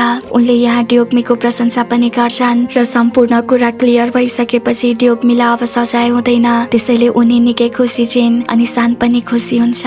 तर हेड कोट लेडी जोलाई दुःख लागेको थियो कि राजाले उनलाई नभई उनकी साथी यङलाई रोजेका थिए। त्यसैले यङको नाति रहेको सानलाई राजा बन्न दिन चाहदिनन्, किनकि सान राजा बनेमा राजा किम खुसी हुने थिए। त्यसैले आफ्नो शक्ति र बलमा उनले आफ्ना अधीनमा रहेका कोट लेडीको सुरक्षा सुनिश्चित गर्छिन् र ती सबैलाई सान विरुद्ध गरी सिक्रेट ठाउँमा सिक्रेट ग्रुप तयार पार्छिन् जसले आफ्नो पुरै अनुहार कालो कपडाले ढाकेका छन्। विगतमा राजाहरूले कोट लेडीहरूलाई दुर्व्यवहार गर्ने भएको कारण उनले ती कोट लेडीलाई सुरक्षित राख्न यो अर्गनाइजेसन तयार पारेकी थिइन्, तर पछि उनले यसलाई आफ्नो बदला लिन प्रयोग गरिन्। उनले कोट लेडी सियोलाई जबरजस्ती उठाएर आफ्नो सिक्रेट ठाउँमा ल्याउँछिन् र ग्रुपमा सामेल हुन बाध्य पार्छिन्, जबकि लेडी सियो सानलाई बचाउन चाहन्छिन्। अर्को दिन ड्योग्मी फुलमा पानी हाल्न जान्छन्। त्यतिकैमा सान त्यहाँ आइपुग्छ। तब आफ्नो ज्यान बचाउन हेल्प गरेकोमा उनले सानलाई धन्यवाद दिन्छन्। तर सानले खुलासा गर्छ कि रानी यङको मृत्युको दिन फ्युनेरल हलमा जुन केटाको उनले हेल्प गरेकी थिइन् त्यो केटा उनै थियो, जसलाई सुनेपछि उनी छक्क पर्छिन्। तब सानले ड्योग्मीलाई अँगालो हाल्छ भने उनी पनि उनै त्यो सानो बच्चा हो भन्ने थाहा पाउँदा खुसी भएर अँगाल्छिन्। तर एकैछिनमा सचेत हुन्छन् कि ऊ क्राउन प्रिन्स हो, उनको मालिक हो, त्यसैले उनी पर हट्छिन्। उनले अप्ठ्यारो महसुस गर्छिन् र ध्यान भट्काउनलाई जङ्गातिर देखाएर सोध्छिन् कि यो के हो। तब सान बताउँछ कि लडाईँमा सिग्नल दिनको लागि प्रयोग हुने काइट हो। सानोमा उनीसँग छुटेदेखि सान आफूले उनलाई धेरै मिस गरेको बताउँछ र उनी सामु आफ्नो भावनाहरू व्यक्त गर्छ। तर ड्योग्मी बताउँछिन् कि उनी एक सान्त्वना दिने युवती मात्र थिइन् अनि त्यो बेलाको भेटलाई कुनै अर्थ नलगाउन भन्छन्, जसलाई सुनेर सान रिसाउँदै उनको हात समात्छ तर उनलाई असहाय देखेर छाडिदिन्छ। सानलाई राजाले रिजेन्टमा नियुक्त गरेपछि अर्को दिन कोर्ट मिनिस्टरहरूले सानलाई रिजेन्टमा नियुक्त गरेकोमा विरोध गर्छन्, जसलाई देखेर सान रिसाउँछ अनि उसले सेकेन्ड स्टेट काउन्सिलर हङ र रोयल सेक्रेटरी यानि कि रिमको छोरा इउनलाई पदबाट हटाउन र बाँकी मिनिस्टरलाई सजाय दिन भनी आदेश दिन्छ। राजाको सम्झने शक्ति दिनदिनै घट्दैछ, त्यसैले उनले आफ्नो सट्टा सानलाई पुर्खाहरूको चिहानमा जान भन्छन्, जसमा ऊ सहमत हुन्छ। तब राजाले उसलाई आफ्नो राजदूतको नाम बताउँछन् र एउटा टोकन दिन्छन्, जुन टोकनको हेल्पबाट उसले सोल्जरलाई कमान्ड गर्ने अनुमति पाउनेछ। तर राजा आदेश गर्छन् कि उसले यो प्रयोगमा ल्याउने दिन नहोस्। सान आफ्नो पुर्खाहरूको चिहानमा जुलुसका साथ टाढा जाने कुरा सुनेपछि यसलाई हेड कोर्ट लेडी जोले सानलाई मार्ने मौकाको रूपमा हेर्छिन्। ड्योग्मी पनि त्यही जुलुसको साथमा जाने दासीहरू मध्ये एक छिन् र रोयल टेम्पोरेरी प्यालेसमा पुगेपछि उनलाई नोकरको रूपमा सफा गर्न र क्राउन प्रिन्स सानको लागि अस्थायी दरबार तयार पार्न लगाइन्छ भने भुइँ तताउने काममा उनलाई कोर्ट लेडी स्योले लगाउँछिन् र ओछ्यानमा ननिदाउन चेतावनी दिन्छिन्। ओछ्यान तातो पार्न उनी त्यहीँ सुत्नुपर्ने हुन्छ र सान आउनु अघि छोड्नुपर्ने थियो, तर उनी त्यत्तिकै निदाउँछिन्। यता अस्थायी दरबारमा पुग्ने बित्तिकै सानले गाउँका मानिसहरूबाट निवेदन पाउँछ कि करिब 20 वर्षदेखिबाट 110 भन्दा बढी केटीहरू बेपत्ता भएका छन्। आमा बुवाले छोरीलाई कोर्ट लेडी बन्न दरबारमा पठाएको विश्वास गरे, तर कसैलाई थाहा भएन कि तिनीहरूसँग के भयो भनेर। त्यसपछि सान आफ्नो कोठामा आउँछ र ड्योग्मीलाई आफ्नो ओछ्यानमा सुतिरहेको देखेर मुस्कुराउँदै उनको नजिक गएर बस्छ अनि मायाले स्पर्श गर्न खोज्छ, तर उनको निन्द्रा बिगार्न पनि चाहँदैन थियो। त्यसैले ऊ बाहिर जान्छ र आफ्नो बडीगार्ड क्याङतेलाई आफ्नो रुममा कसैलाई पनि पस्न नदिन भन्छ। एलम र अन्य कोर्ट लेडी पनि त्यही जुलुसमा सामेल भएर आएका छन् र सानलाई मार्ने तयारी गरिरहेका छन्। निन्द्राबाट बिउजिएपछि मात्र ड्योग्मी बल्ल जसँग हुन्छन् र हतारिँदै कोठाबाट बाहिर निस्कन्छन्। तब क्याङते छक्क पर्छ कि आखिर ड्योग्मी कसरी पसिन्। क्याङतेले सोध्छ कि म गार्डमा उभिएर निदाइरहेको थिएँ। ऊ डराउँदै बाँकी आफ्ना गार्ड साथीलाई यो कुरा सानलाई नबताउन अर्डर दिन्छ अनि भन्छ कि क्राउन प्रिन्सले थाहा पाए त मलाई मार्छन्। होइन, म त झोला प्याक गरेर आफ्नै गाउँतिर टाप कस्न पर्छ कि जस्तो छ। अस्थायी दरबारमा खाना सकिएको बहाना बनाएर एलमले कोर्ट लेडी स्योलाई खानाको व्यवस्था गर्न नजिकैको रोयल एडमिनिस्ट्रेटिभ अफिसमा गएर कुरा गर्न भन्छन्। तब लेडी स्यो एलमको डरले यो कुरा मान्न सहमत हुन्छन्। ड्योग्मीले अलि टाढाबाट देख्छिन् कि लेडी स्यो एलमबाट कति डराएकी छिन् भनेर, त्यसैले उनी लेडी स्यो सँगै रोयल एडमिनिस्ट्रेटिभ अफिसमा जान्छन्। तब बाटोमा उनले हेड कोर्ट लेडी जोले सानलाई मार्न बनाएको प्लान र कोर्ट लेडीहरूको सिक्रेट ग्रुपको बारेमा सम्पूर्ण कुराहरू बताइदिन्छन्, जसलाई सुनेर ड्योग्मी शक हुन्छन्। यता एलम र उनका केही साथीहरूले अस्थायी दरबारका गार्डहरूलाई घुस दिएर हात हतियार राखेको गोदाममा जान्छन् अनि त्यहाँ भएका बारुद र हात हतियार जति सबै नष्ट गरिदिन्छन्। सहर आइपुग्नु अघि ड्योग्मी र लेडी स्योले नदीमा खेलिरहेका बच्चाहरूका हातमा बारुदका बोरा देख्छन्, जसमा रोयल सिल लगाइएको थियो। उनीहरूले अलि पर धेरै बारुदका बोराहरू पानीमा फ्याँकेको देखेर बुझ्छन् कि सानको ज्यान अब खतरामा छ भनेर। अब अस्थायी दरबारमा फर्किएर जान उनीहरूलाई 2 घण्टाको समय लाग्थ्यो। त्यही भएर उनीहरूले त्यहाँ खेलिरहेका बच्चाहरूलाई खानेकुरा दिएर तिनीहरूको चङ्गा लिन्छन्, जसलाई ड्योग्मीले खतराको सङ्केत गर्ने सिग्नल काइटको रूपमा प्रयोग गरेकी हुन्छन्। यता बाहिर बसिरहेको सानले आकाशमा त्यो सिग्नल काइट देखेर बुझ्छ कि शत्रुहरूले आक्रमण गर्नेवाला छन्। त्यसैले सान आफ्ना सिपाहीहरूले प्रयोग गर्ने हतियार चेक गर्न गोदाममा जान्छ, तर देख्छ कि कसैले हतियार पहिले नष्ट गरिदिसकेको छ। राजाले उसलाई सोल्जरमाथि कमान्डको अधिकार प्रयोग गर्न दिएको टोकन सङ्घलाई दिन्छ र सोल्जर्सलाई ल्याउन पठाउँछ। त्यसपछि ड्युक र लेडी सियो फेरि अस्थायी दरबार फर्कन्छन् किनकि सानले सिग्नल काइट देख्यो या देखेन त्यो उनीहरूलाई थाहा थिएन। तर भाग्दै गर्दा बीच बाटोमा लेडी सियोलाई लडेर चोट लाग्छ। त्यसैले उनी हिँड्न नसकेपछि ड्युक एक्लै दरबारतिर भाग्छिन्। एउटी कोट लेडी चिहानमा रिचुअल गर्दा प्रयोग हुने सामान ल्याएको बहानामा सानको कोठाभित्र प्रवेश गर्छिन्। त्यहाँ सानको सट्टा क्याङ्ते थियो जसले सान जस्तो नाटक गर्छ। तब त्यो कोट लेडीले ऊमाथि बन्दुक चलाउँछे तर क्याङ्तेले सहजै आफूलाई गोली लाग्नबाट बचाउँछ। कोट लेडी क्याङ्तेसँग लड्छे र चक्कु प्रहार गर्छे तर लड्न नसकेपछि चक्कुले आफ्नै घाँटी रेटेर आत्महत्या गर्छे। त्यसपछि धेरै हत्याराहरू सानको दरबारभित्र पस्छन् र यी सबै कोट लेडीहरू हुन् अनि यिनीहरूलाई कमान्ड गर्ने एलम जस्तो देखिन्छन्। तर एकैछिनमा चारैतिर गेटमा आगो लगाएर गार्डहरूले तिनीहरूलाई घेरा हाल्छन् अनि ती हत्याराहरू र सानको बीचमा लडाई सुरु हुन्छ। लडाईको बीचमा सानले एक हत्याराको अनुहार हेर्छ। तब ऊ झसङ्ग हुन्छ किनकि यो केटी उसकी दरबारकी दासी थिइन्। सबै हत्याराहरूले लडाई गर्दै गएपछि गोली चल्छ र हत्याराहरू पछि हट्छन्। तर सानलाई थाहा थियो कि यसको अर्थ थप हत्यारा चाँडै आउने संकेत हो भनेर।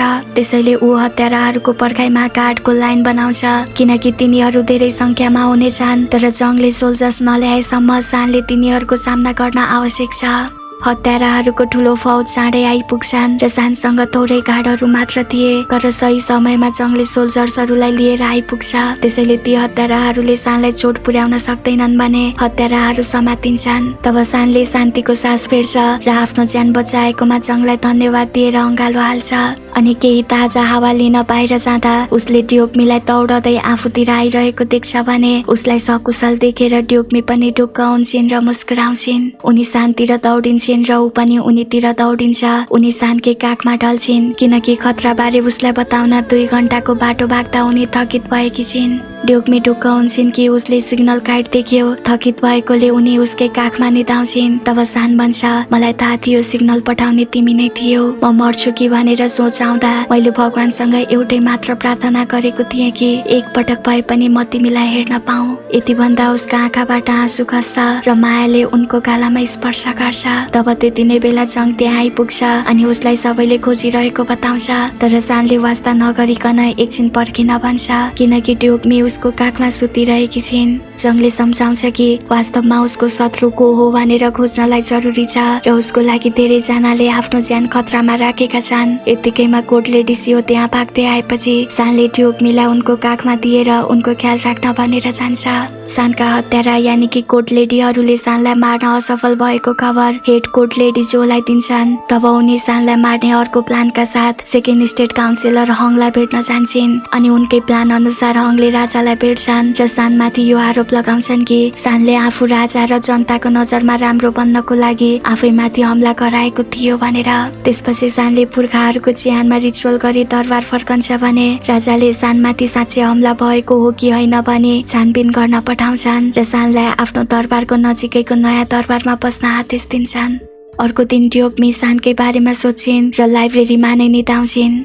तब सानले उनलाई उठाउँछ। उनले उसलाई देखेर खुसी भई उसको गालामा छुन खोज्छिन् तर यो उनको कल्पना मात्र थियो। त्यसैले उनी उसको यादमा आँसु खसाल्छिन् किनकि सान अब अर्को नयाँ दरबारमा सरेको थियो। रातमा हेड कोट लेडी जो राजा किमलाई भेट्न जान्छन्। राजा किमको हालत झन बिग्रदै थियो र सबै कुरा बिर्सनुभन्दा अघि राजा आफूले विगतमा उनीसँग गरेका व्यवहारहरूको लागि माफी माग्छन् अनि एउटा घर र केही पैसा उनको नाममा गरिदिन्छन्। तर लेडी जो आँखाभरि आँसु बनाएर बाहिर निस्कन्छन्। भोलिपल्ट ड्युकमी लेडी सियोलाई भेट्न जान्छन्। तब एलमले लेडी सियोलाई धम्की दिइरहेको सुन्छन् र हात दिँदै आफ्ना साथीहरूलाई भेटेर सबै कुरा बताउँछन् अनि आशंका गर्छन् कि सानमाथि गरिएको हमलामा हेड कोट लेडी जोको हात छ भनेर। राति ड्युकमीले कोट लेडी सियोलाई उठाउँछन् अनि हेड कोट लेडी जो राजाको दरबार गएको मौका छोपेर लेडी जोको क्वार्टरमा जान्छन् ताकि लेडी जोले अर्गनाइज गरेको ग्रुपको नामबाट लेडी सियोको नाम मेटाउन सकुन्। त्यसैले ड्युकमीले आफ्नै 3 जना मिल्ने साथी युना मिन्जी र जिनालाई लेडी जोको क्वार्टर बाहिर गार्डको रूपमा राख्छिन् अनि लेडी सियो सँगै लेडी जोको क्वार्टरमा पस्छिन्। उनीहरूले लेडी जोको कोठामा नेम लिस्टहरू खोज्छन्। तब लेडी सियोले सिक्रेट ढोका फेला पार्छिन् जुन ढोका सिक्रेट अर्गनाइजेसनका कोट लेडीहरू जम्मा भई दरबारमा जाने गोप्य बाटो रहेछ। ड्युकमी र लेडी सियो दुवै सिक्रेट ठाउँमा पुगेपछि छक्क पर्छन् र फेरि नेम लिस्ट खोज्न थाल्छन्। तब उनीहरूले त्यहाँ सिंहासनको तल फेरि अर्को ढोका फेला पार्छन् जसको तल सिडीहरू थिए। उनीहरू दुवै त्यस सिडीबाट ओर्लन्छन् र देख्छन् कि कोर्ट लेडी पार्कलाई निर्मम तरिकाले कुटपिट गरी बाँधेर राखिएको छ। उनीहरूले लेडी पार्कलाई बाहिर निकालेर लगेको केही समयपछि हेड कोर्ट लेडी जोले देख्छिन् कि कोर्ट लेडी पार्क छैनन् भनेर। ड्युकमीले जंगलमा भएको एउटा सानो घरमा लेडी पार्कलाई राखेकी छिन् र बिरामी लेडी पार्कको हेरचाह गरिरहेको बेला यता लेडी जो र राजकुमारी रिमले सान विरुद्ध अर्को योजना बनाउँछन् अनि यसमा हेल्प गर्नेवाली छिन् राजाकी अर्की श्रीमती मुनसुक जो कोर्ट लेडी जोको अर्गनाइजेसनकी मेम्बर मध्ये एक हुन्। त्यसपछि सबैजना फ्यामिली लन्चको लागि भेला हुन्छन् तर रिमको छोरा युनलाई भने सामेल गराइँदैन र उसलाई लाग्छ कि उसकी आमा रिमले केही न केही कुरा लुकाउँदै छिन् किनकि रिमलाई कोर्ट लेडी जोसँग देखेको थियो। सबैजना परिवार टेबलमा बसिसकेपछि परिवारका सदस्य सबैले राजाको लागि तयार पारिएको केही न केही डिस ल्याइन्छ तर राजाले जब त्यो खानाको कपडा हटाउँछन् तब देख्छन् कि उनलाई काँचो कचिलो म्यारिनेट गरिएको क्र्याबहरू सर्भ गरिएको छ जसलाई देखेर राजा आक्रोशित हुन्छन्। वास्तवमा हल्ला अनुसार राजाले आफ्नो भाइलाई यानि कि पूर्व राजालाई मार्न यस्तै डिसमा पिसालेर दिएका थिए भन्ने हल्ला चलेको थियो जसकारण उनले यो डिसलाई घृणा गर्छन् र लेडी जोलाई थाहा थियो कि राजालाई यो डिसदेखि कति घृणा छ भनेर। त्यसैले सानले राजाको लागि बनाएको डिससँग हेरफेर गरिन् ताकि राजाको नजरमा सानलाई तल पार्न सकुन् या भनौं सानलाई राजा बन्ने पदबाट हटाउन सकुन्। आफूले सबैभन्दा बढी घृणा गर्ने खाना कसले तयार पार्यो भनी राजाले सबैलाई सोध्छन् र आगोमा तातिरहेको रड देखाउँछन्। राजालाई लाग्दैन कि उसकी छोरी र श्रीमतीले त्यस्तो गरेका हुन सक्छन् भनेर। त्यसैले उनको शंका हेभिनमाथि जान्छ अनि हेभिनलाई त्यही तातो रडले हिर्काउन खोज्छन् तर त्यतिकैमा सानले तातो रड समातेर आफ्नै आमालाई बचाउँछ। सानले हजुरबुवालाई बताउँछ कि यो खाना उसकी आमाले तयार पार्न लगाएकी हैनन्। त्यसपछि राजाले त्यो रड भुइँमा फ्याँकेर चुपचाप त्यहाँबाट हिँड्छन् भने सानले शंकालु नजरमा रिम र मुनसुकतिर हेर्छ किनकि उसलाई थाहा छ कि उसका शत्रुहरू को हुन्। सबै गइसकेपछि रानी हिजिनले राजकुमारी रिमलाई गाली गर्छिन् किनकि उनलाई थाहा छ यो रिमको काम हो तर रिम घमण्डका साथ भन्छिन् कि राजाकी प्यारी छोरी भएकोले राजाले मलाई केही गर्ने छैनन्। रानीले रिमलाई याद दिलाउँछिन् कि जब राजाले आफ्नो अधिकार गुमाएका थिए तब आफ्नै छोरा साडोलाई के गरेका थिए भनेर। राजाले आफ्ना सन्तानलाई माया त अति नै गर्छन् तर विश्वास कसैलाई गर्दैनन्। त्यसैले उनलाई लाग्छ कि सायद सानले आफूबाट सिंहासन हासिल गर्न र उनले आफ्नै दाइको हत्या गरेकोमा तिरस्कार गर्न चाहन्थ्यो तर राजालाई यो पनि लाग्छ कि सानले यस्तो गर्न सक्दैन र यसको पछाडि हेभिन नै छिन्। राजा रिसाएर मध्यरातमा सानलाई भेट्न आउँछन् र यो स्वीकार गर्न भन्छन् कि त्यो गल्ती उसकी आमाको नै हो तर सान अस्वीकार गर्छ किनकि ऊ आफ्नै आमालाई दोष दिन चाहँदैन र उसकी आमा निर्दोष छिन्। राजा सोध्छन् त्यसो भए यो कसको गल्ती हो राजकुमारी किमको या मुनसुकको। तब सान भन्छ कसको नाम सुन्न चाहनुहुन्छ तपाईकी प्यारी छोरी या तपाईकी मन पर्ने कन्क्युबाइनको। त्यो भोजको आयोजना मैले गरेको थिएँ त्यसैले सबै दोष मेरो हो। सानको कुरा सुनेपछि राजाले आफ्नो निर्णय नसुनाउन्जेलसम्म सानलाई कोठामा बन्द भएर बस्न भनेर जान्छन्। सानको बारेमा थाहा पाएपछि ड्युकमी चिन्तित भएर रुँदै बसिरहेको बेलामा कोर्ट लेडी सियो त्यहाँ आइपुग्छिन्। तब ड्युकमी रुँदै बताउँछिन् कि उनी सानको मद्दत गर्न चाहन्छन् तर चाहेर पनि उनले गर्न सक्ने केही छैन।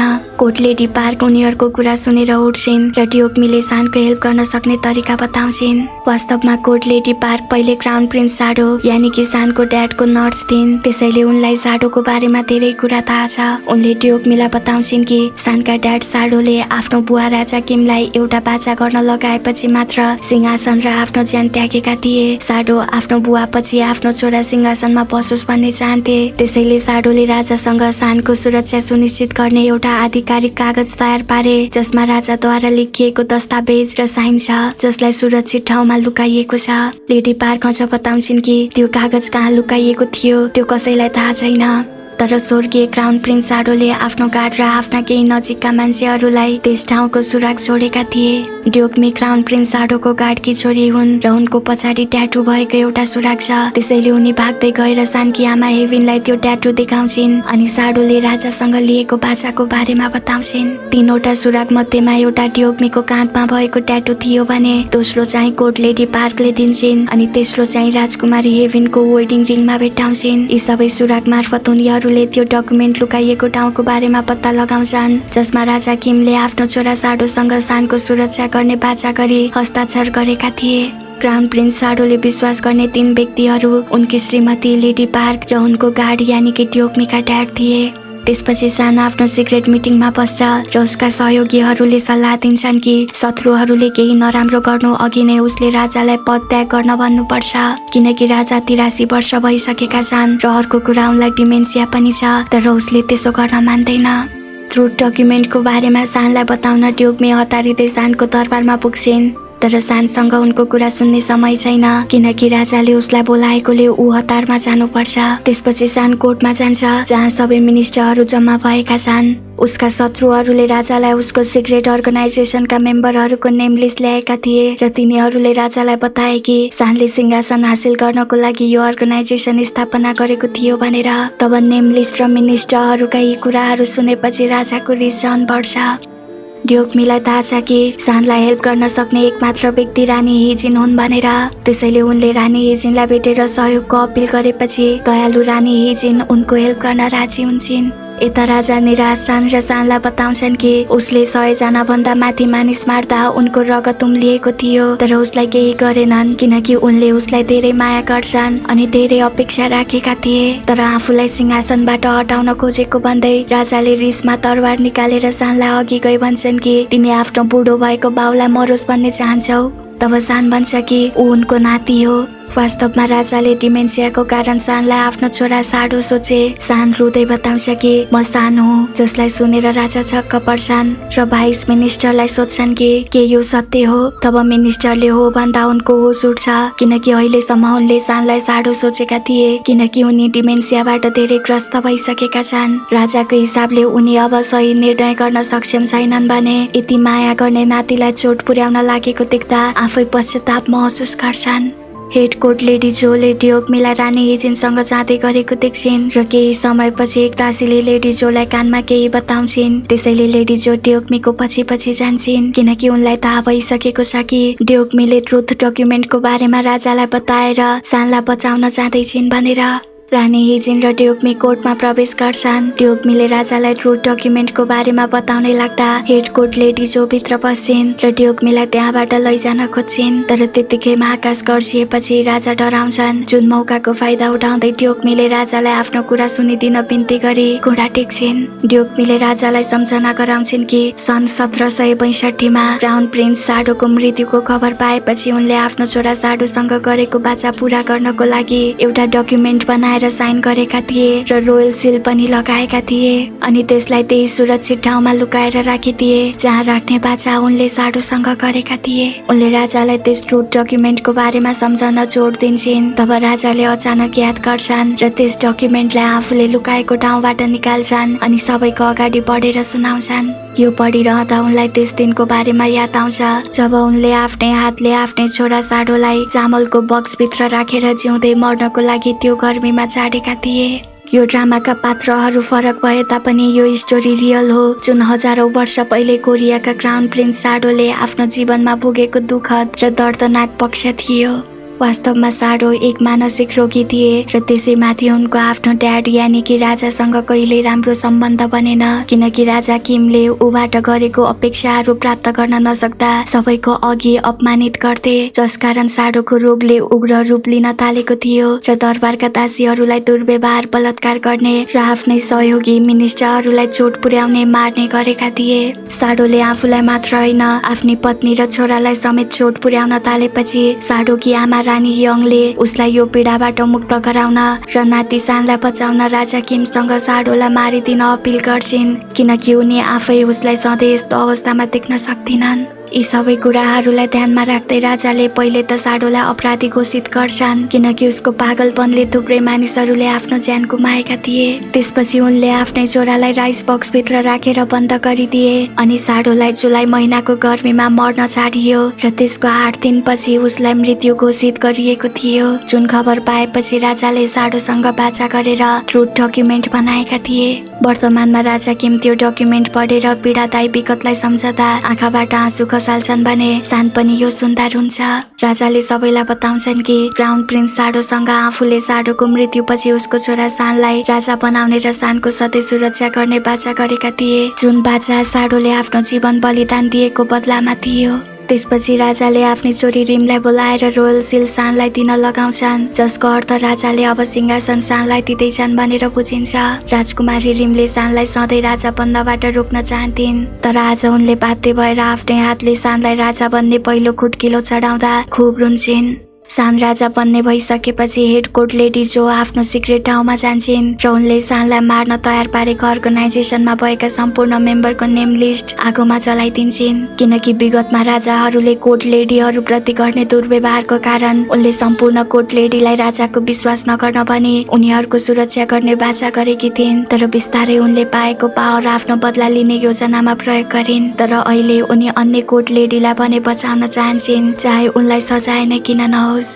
त्यसपछि उनलाई अरेस्ट गरिन्छ, तर उनलाई हेर्न चाहेका राजाले उनलाई आफ्नो दरबारमा बोलाउँछन्। राजाले बताउँछन् कि राजधानीको आधिकारिक अनुसन्धानबाट उनले सानलाई मार्ने प्रयास गरेको प्रमाणित भएको छ। राजाले सोध्छन् उनले यस्तो किन गरिन्। तब लेडी जो आफूले उनलाई राजा बनाउन धेरै मेहनत गरे पनि राजा भइसकेपछि यङलाई रोजेकोमा एकदमै रिसाएको र चित्त दुखेकोले साडो सान र यङलाई चोट पुर्याएर बदला लिएको बताउँछिन्। राजा आफूले उनलाई दिएको चोटको लागि पछुताउँछन् र उनलाई माफ गरी यो दरबार छाडेर आफ्नो जीवन बिताउन अनुमति दिन्छन्, किनकि राजा आज पनि उनलाई माया गर्छन्। लेडी जो भन्छन् कि मैले तिम्रो पर्खाइमा अनगिन्ती रातहरू बिताएँ, यही आशामा कि सायद ती पुराना बाचाहरू सम्झेर तिमी एक दिन आउनेछौ, तर त्यो दिन कहिल्यै आएन। हरेक बिहान हुँदा मैले बुझे कि एक कोर्ट लेडीले राजालाई माया गर्नु कति ठुलो मूर्खता रहेछ। उनी रुन्छन् र पहिले निर्दयी भएर अहिले दया नदेखाउन भनी राजाकै अगाडि आत्महत्या गर्छिन्। तब राजा रुँदै उनको नजिक पुग्छन् र त्यो रात उनको शोकमा नै बित्छ। त्यसपछि रोयल सेक्रेटरी इउनले सानको सामु घोडा टेक्छ र आफ्नी आमा राजकुमारी रिमलाई बचाउन आग्रह गर्छ, किनकि सानलाई मार्ने योजना गर्ने मध्ये उनी पनि एक हुन्। त्यसैले इउन आमाको सट्टा बरु आफूलाई सजाय दिन भन्छ। सान यसको लागि मन्जुर हुँदैन। तब इउनले उसलाई याद दिलाउँछ कि वर्षौं पहिले सानले पनि आफ्नो ड्याडलाई नमार्न हजुरबासँग बिन्ती गरेको थियो, तर उसको हजुरबाले उसको कुरा सुनेका थिएनन्। इउनको कुरा सुनेपछि सान उसको कुरामा सहमत हुन्छ अनि त्यसपछि इउनले राजकुमारी रिम यानि कि उसकी आमालाई भेटेर बताउँछ कि सानले उनलाई मार्ने छैन भनी बाचा गर्यो। यो सुनेर खुसी भएकी रिम आफ्नो बुवालाई भेट्न जान खोज्छिन्, किनकि उनको बुवा राजा किमले भनेर नै सानले उनलाई माफ गरिदिएको जस्तो लाग्छ, तर इउनले उनलाई रोक्छ। इउन रिमको अगाडि घोडा टेक्छ। तब रिम सोध्छिन् के तिमी कतै टाढा जाँदैछौ।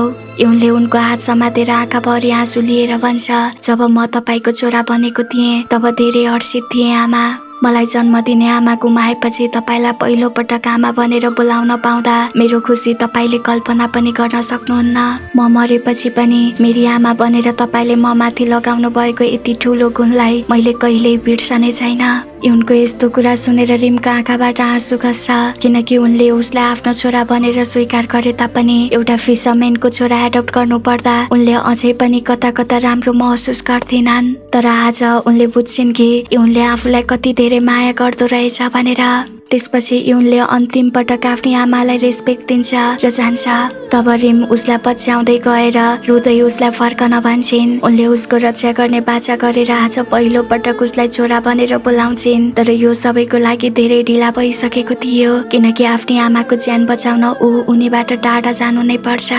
राजा किम धेरै बिरामी भइसकेका छन्। उनले सानलाई दिएका सबै पीडाका लागि माफी माग्छन् र आफ्नो छोरा साडोलाई देख्छन् अनि बताउँछन् कि मैले मेरो बाचा पूरा गरेँ। त्यसपछि उनले सानकै काखमा आफ्नो अन्तिम सास लिन्छन्, जसले गर्दा सान खुब रुन्छ। राजा किमको अन्त्येष्टिपछि शोकको समय सकिन्छ र सान राजा बन्छ भने बुढी अनि बिरामी भएकी लेडी पार्कको पनि मृत्यु हुन्छ। त्यसपछि सानले राजाको रूपमा आफ्नो सिंहासन सम्हाल्छ। ट्योकमी उसको लागि औषधि र जडीबुटीहरू लिएर आउँछिन्, तर ऊ आफ्नो मिटिङमा यति धेरै व्यस्त हुन्छ कि उनी 2-3 घण्टासम्म उसको पर्खाइमा बस्नुपर्छ। केही समयपछि सान रुममा आउँछ र उनलाई यति धेरै वेट गर्न लगाएकोमा माफी माग्छ।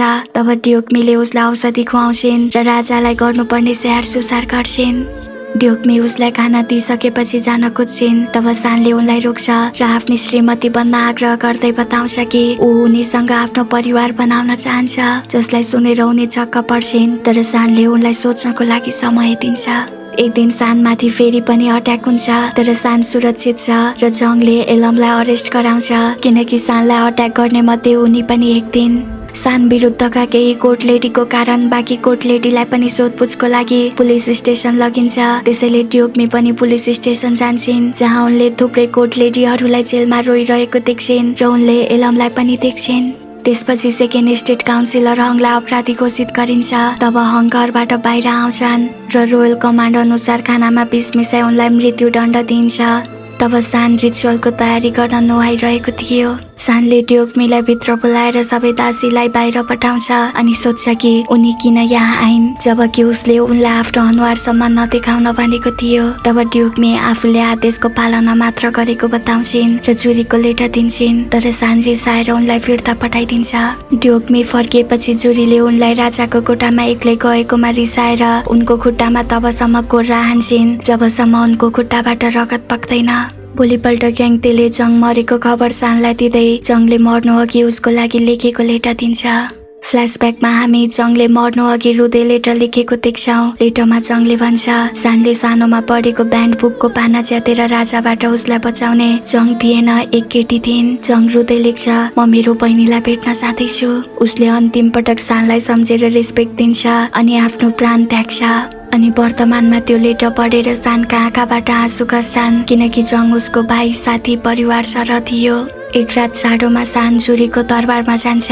तब उसले देख्छ कि जुरीले ड्युकमीलाई यति जाडो रातमा थुप्रै कपडा धुन लगाएकी छिन् र दुर्व्यवहार गरेकी रहेछन्। ड्युकमीको हालत देखेर सान जुरीमाथि रिसाउँछ र अबदेखि ड्युकमीलाई राम्रो व्यवहार गर्न भनेर जान्छ। त्यसपछि सान आफ्नी आमालाई भेट्न जान्छ र ड्युकमीलाई उनले किन बोलाइन् भनी सोध्छ। तब उसकी आमा हेभिन बताउँछिन् कि यो उसको लागि उपहार हो। उनले सानलाई ड्युकमीसँग एक भएर परिवार बसाउन भन्छिन्, किनकि सानले माया गर्ने एक मात्र ड्युकमी हुन् जोसँग ऊ खुसी हुन सक्छ। त्यसैले सानलाई उनले आफ्नो प्रेमको लागि लड्न प्रोत्साहन दिन्छिन्, किनकि उसका धेरै पत्नीहरू भए पनि ड्युकमीले मात्र उसलाई खुसी बनाउन सक्छिन्। आमासँग कुरा गरेर बाहिर आएपछि सान निराश हुँदै आफैमा भन्छ कि म के गरौँ आमा, उनले मलाई माया नै गर्दिनन्।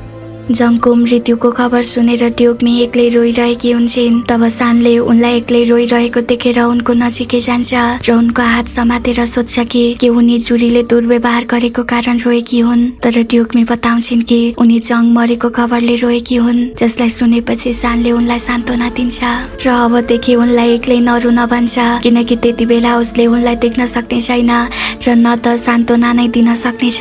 सानले एकपटक फेरि आफ्नो भावनाहरू उनी सामु व्यक्त गर्छ र सानोदेखि अहिलेसम्म आफ्नो ज्यान बचाएकोमा उनलाई धन्यवाद दिएर जान खोज्छ।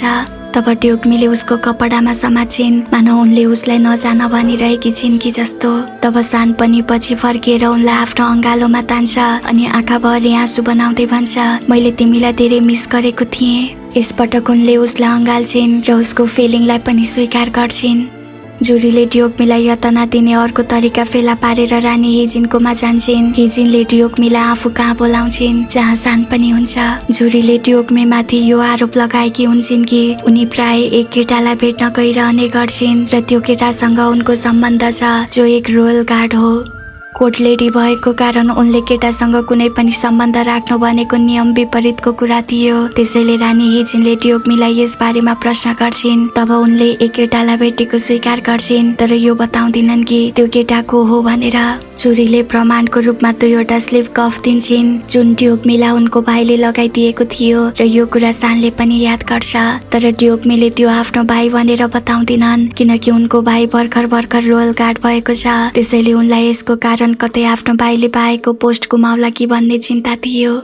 जब कोर्ट लेडी सियोले थाहा पाउँछिन् कि ड्युकमीलाई एउटा रोयल गार्डलाई भेटेको र उसको पढाइको लागि पैसा तिरेको आरोप लगाइएको छ, तब उनले याद गर्छिन् कि ड्युकमीले भेट्ने केटा उनको भाइ हो भनेर। त्यसैले कोर्ट लेडी सियोले सानकी आमालाई यो कुरा बताउँछिन्, जसलाई सुनेपछि सानकी आमा रानी हिजिनको दरबारमा आउँछिन् र सबैलाई बताइदिन्छिन् कि जसलाई ड्युकमीले भेटिरहन्छन् त्यो उनको भाइ हो। सानकी आमाले बताउँछिन् कि ड्युकमीका ड्याड साडोको गार्ड थिए। सान यो कुरा सुनेर हाँस्न थाल्छ, किनकि पहिले उसले ड्योग्मीलाई उनको भाइसँग देख्दा जेलस भएको थियो। छोरीले ड्योग्मीलाई सजाय दिने कुनै कारण नभेटेपछि उनलाई देशद्रोहीको छोरी हुन् भनी आरोप लगाउँदै सजायको माग गर्छिन्, जसलाई सुनेर सान रिसाउँछ र भन्छ कि म पनि देशद्रोहीको छोरा हुँ। उसले चुरीलाई सम्झाउँछ कि ड्योग्मीको ड्याड देशद्रोही भए किनकि उनका ड्याड साडोका गार्ड थिए र भन्छ कि म साडोको छोरा हुँ। यो सुनेर चुरी घुँडा टेकेर सानको सामु माफीको भिख माग्छिन्, तर सान त्यहाँबाट रिसाएर जान्छ अनि कोर्टले डिसिओलाई भन्छ कि ड्योग्मीलाई तयार गरेर मेरो बेडरुममा ल्याउनु।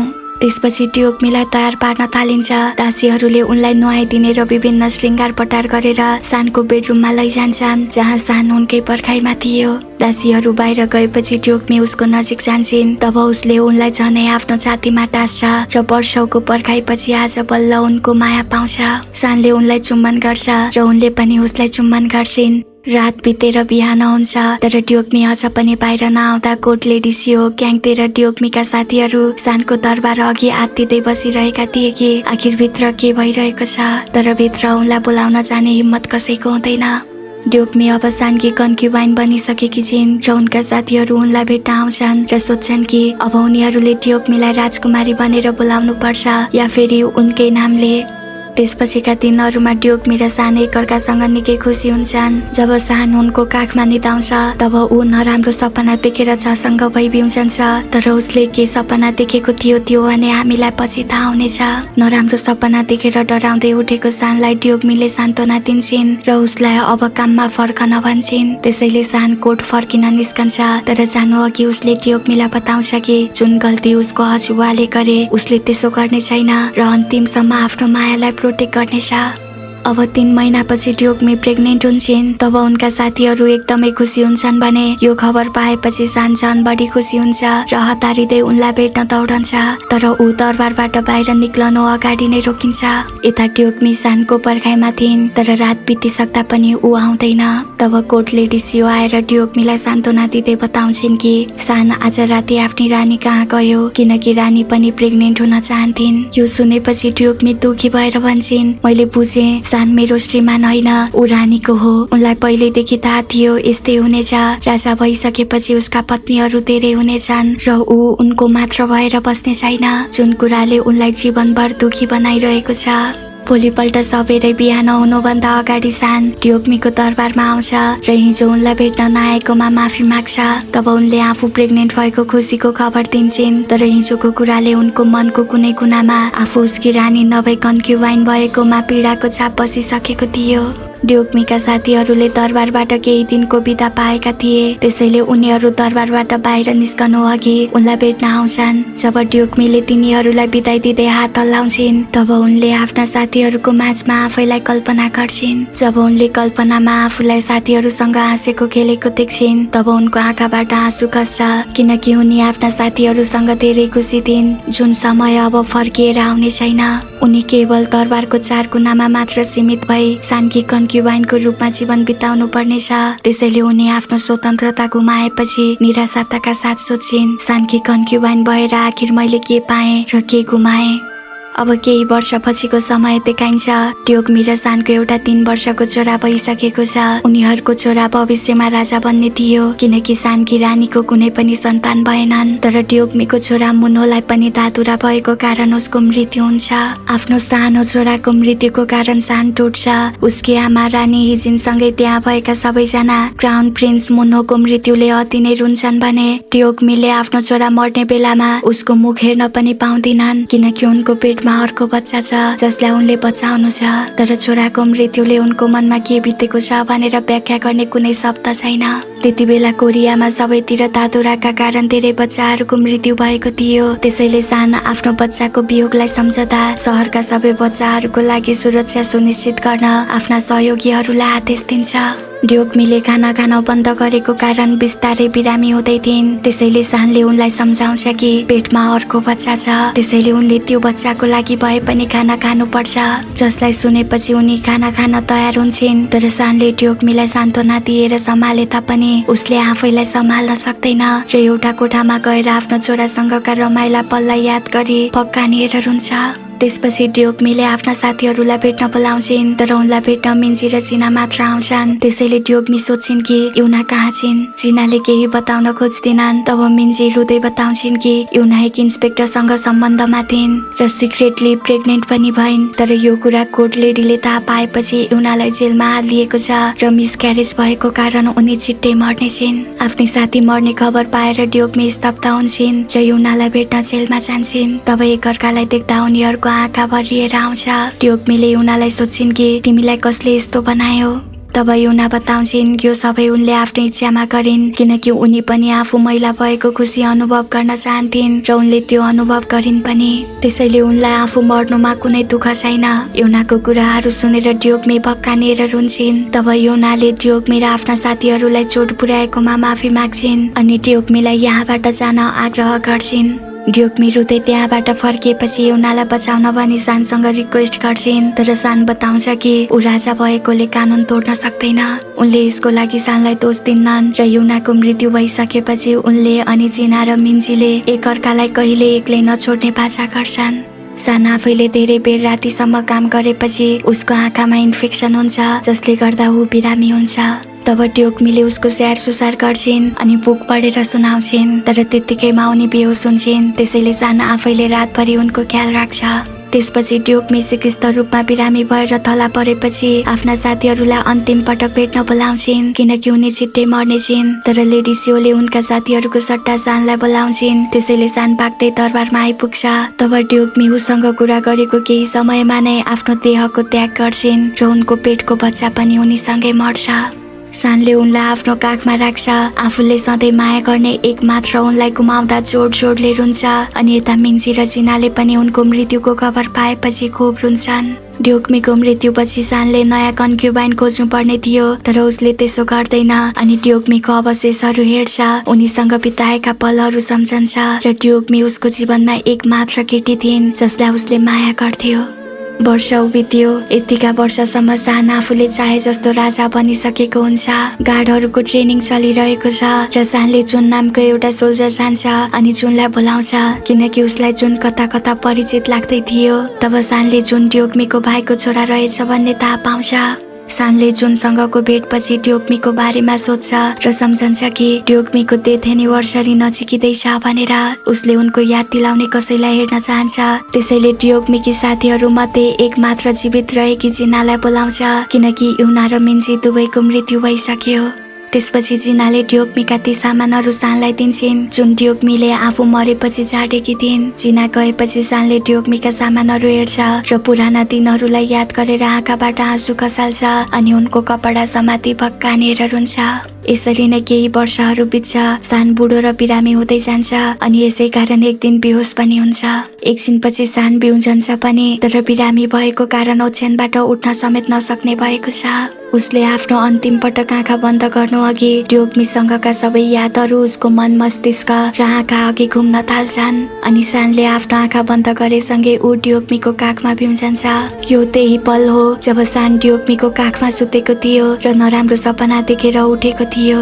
उनको काखबाट उठेपछि उसले ड्योग्मीलाई मायाले स्पर्श गर्छ र उनी यही छिन् भनेर ढुक्क हुन्छ। उनले सानलाई काममा जान भन्छन्, त्यसैले ऊ काममा जानलाई गेटसम्म पुग्छ। तर भविष्यमा ड्योग्मी ऊ मर्नुभन्दा धेरै अघि मर्ने छिन् र उनीहरूको प्रेमको दुःखद अन्त्य हुनेछ भनेर सपनाको कुराहरू सम्झदा ऊ ढोकाबाटै फर्किन्छ।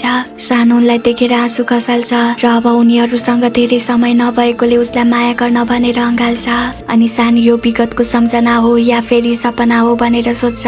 तर वास्तवमा यो ऊ आफू मर्ने बेला ड्योग्मीसँग फर्किए भनेर गरेको कल्पना मात्र हो। सानको मृत्यु भइसकेपछि यस कहानीको पनि अन्त्य हुन्छ, तर उनीहरूको साँचो प्रेम र जीवन भोगाइको दुःखद अन्त्य आजसम्म पनि इतिहासका पानाहरूमा सजिएका छन्। साथीहरू, यो कहानी त सकियो, तर तलको फर्स्ट कमेन्टमा हामीले एक्सप्लेन गरेका यी राम्रा राम्रा ड्रामाहरूको लिङ्क रहेकोले त्यसलाई पनि चेक गर्न नबिर्सिनु होला है।